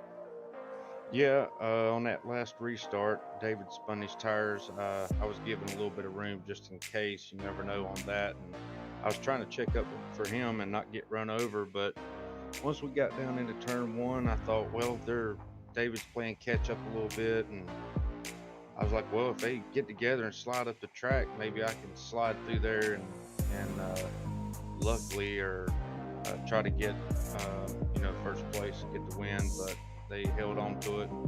They both good drivers and know what they're doing. But I was hoping that they'd maybe tangle up a little bit, just enough for me to get by.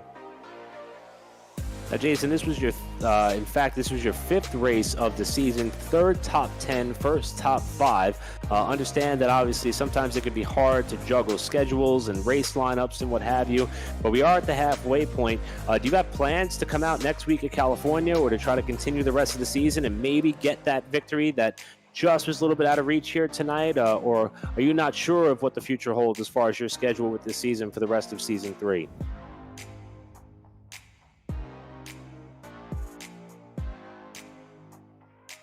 Try to see if we could catch back up with Jason there. I believe we might have lost him, at least on my end. There we go.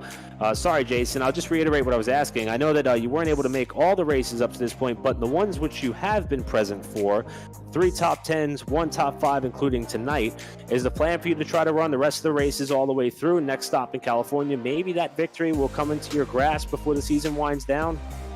Yeah, my plans to run the rest of them. Sometimes my schedule can be a little crazy on the weekends, but I'm going to try. I love California. That's a good track for me. If I can stay out of trouble, hopefully I can get up there and contend and get another top 5. I started in the back on purpose tonight, just to try to let the race get started. And generally when I start these races here, I always start in the back. I very seldom qualify. So I have to start from the back and work my way forward. And that hurts a lot, but I keep the fenders on it too. So I'm going to fight like hell trying to get that first win and continue on the top 10, top 5 finishes. Well, it was a strategy that certainly paid off with a top 3 finish. And Jason, real quick before we let you go, we know that a lot of people usually make this happen, whether it be loved ones offering up the free time in order for you to spend time on the sim. Any private sponsors that you want to thank, people who support your sim racing efforts, who do you have to thank for allowing you to celebrate a 3rd place finish tonight here in Richmond? Well, I want to thank you guys for broadcasting. It's always cool to go back and watch your race and see how everything goes. And you guys do a fantastic job up there. I want to thank the League Star for everything they do, and the admins for what they make it possible for us to be able to race here, and Bobby for putting it on, and our sponsors with Dr. Pepper, the Walkers, House Zero, all them guys, First Horizon. Really appreciate them being on board and taking care of the league here with sponsorship. So give a shout out to them guys. Well, we really appreciate the kind words, and Jason, congratulations on being up there, having a strong finish, and putting on a show in the last 30 laps of that race. Congratulations on a 3rd place run, and good luck for the rest of 2020. So long, guys. Thanks a lot. Have a good one. And again, that is Jason Spear, the driver who came home in 3rd spot. Before we turn our attention and take one more quick look at the rest of the running order, I want to echo something in which Jason said. All the sponsors and representatives who make this all possible, especially us here at PitStop TV, including the likes of the Sound Art of Tucson. Also, we have our friends at Permanent Makeup and Cryo in Maine, and of course, Whiplash Media, the parent company of PitStop TV, who allows us the chance to have a little bit of fun on some of these nighttime racing action. We also have the people who support SCAR, as Jason was mentioning just a little while ago, including the likes of Waffle House, First Horizon Bank, Whoppers, Zero Candy Bar, Dr. Pepper, and 7-Up. And I think everybody is getting themselves either something sweet to eat or a refreshing beverage after that thriller. And we heard from the top three. If time permits, we will take a look at our final, unofficial finishing order once all is said and done. But it looks as though on the unofficial results here, this was the end of practice, this running order that you're seeing on your screen, where that's how the week eventually started, with Bobby Hamilton Jr. being the quickest. This is how they came to the checkered flag at the end of the race, with David Bradford grabbing his second win of 2020. Will Jones, look at that margin of victory, 0.05 of a second. If you tuned in late, be sure to go back and rewatch the end of that one. It was a thriller. I think half of my voice is gone, but it was well worth it. And Jason Spear, we just heard from, also right there in the mix in third. Chris Mathis came into the night the point leader. You would think a fourth place finish would be enough to hold on to it, but after Bradford won both stages, we'll have to see how the math crunches out come midweek. And Will Hewitt with a top 5. Hayes Booth, who was involved in an incident after starting last, the Michigan winner, comes home in 6th. Mike Aiello Jr. in 7th. Colt Ansley, who was involved in the first caution of the night, in 8th. Jeff Napier, or Napier, I should say, in the 9th position after he suffered major damage in a wreck midway through the race. And TJ Wood also led laps in this event, able to salvage up a top 10 finish. 11th through 20th, we see Justin Napier, the younger of the bunch, finishes 11th. Fred Straywish, the third, finishes 12th. Scott Warren, after being up front in the latter half of that race, finishes 13th. Tommy D'Angelo, after being up in a couple incidents, finishes 14th. Thomas McMullen, after also being up front, finishes the first car a lap down in 15th. Cody Harger, also being up front, the only other car one lap down, finished 16th. Bobby Hamilton Jr., after a couple of brush-ups incidents with Chris Mathis, finished 17th. Vincent Short, 23 laps down, and 18th. Mark Truxell, after an early incident, finishes 67 laps down and 19th. And rounding out the top 20, Alan DeFries, after nailing the outside wall, finishes 20th, 70 laps down. And we did have a few more cars who made their way out on the racetrack for this event. Vernon Markheim comes up 21st, and Alan Barnaquast rounds out your field for this, the 7th race of Season 3 of SCAR. And the series will now pack up and head out to the 2 Mile, California racetrack at Auto Club Speedway for a 100-lap event. You can see it all here on PitStop TV. Trey, before we bid everybody farewell, I will say, coming into tonight's race, after watching some of the broadcasts we've done in the past for this series, really looking forward to it. These are all very talented sim racers. You could tell just by looking at the championship point standings. I mean, the fact that we have had, we'll call it 5 different winners coming into tonight, 5 different winners in the first 6 races, now 5 different winners in the first 7 races, still very competitive. I will tell you, all these guys seem to have a lot of respect for each other. If you look at the caution total, being that we did see the yellow flag more than 14 times on the night, it looks like there wasn't all that much respect out there, but you saw it on the green-white checker. The finish was just incredible. One of the best I've ever seen on a short track on the sim, and I'm just really happy to have been a part of it. And I'm really excited to see how the rest of this season shakes out, and California should be a blast. Yeah, California will definitely be one of the better ones for the books. You know, we didn't get to cover the last race at Michigan, so we didn't really get to see how they were at the last 2 Mile track. So hopefully it'll be a good race for us to cover. You know, I expect to see some drafting definitely come into play next week at Auto Club. So who knows? It could be anybody's race next week. So we may be able to see a new winner. I think a new winner is definitely in the cards, which may be hard to believe as the season will continue on, and we will too. We'll be here to bring that race to you next week. Don't forget, we'll be in action tomorrow night as well with 2 races. Got a doubleheader here on the platform. The BRP iRacing Series at Lima Land Motorsports Park and the Northwest GT3 Challenge at Sonoma Raceway. Wednesday, back in action with Bluegrass iRacing Series from Daytona, and we'll be back here with this very series, the Superior Class Auto Racing Cup Series, next week at the Auto Club Speedway. Again, you can catch all the action across the social media platforms for PitStop TV. On behalf of everybody, we've done an incredible job here tonight, fellas, and I think we're holding down the fort for Andrew Cardinale IV, who will be back soon. But on behalf of Trey Patton, who joined me in the booth, Trey Shuttlesworth, who was behind the controls, and Corey Rexford, who's done an amazing job on socials all weekend long, I'm Eric Brennan, and we will see you all next time right here on PitStop TV. Good night, everybody.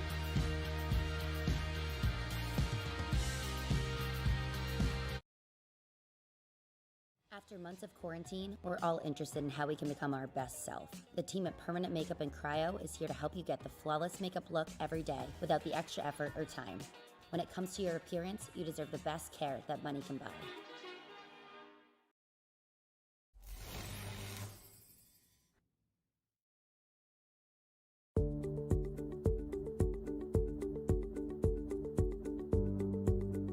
Sound art is a product that is a speaker and it's art. We combine it together and we call it sound art.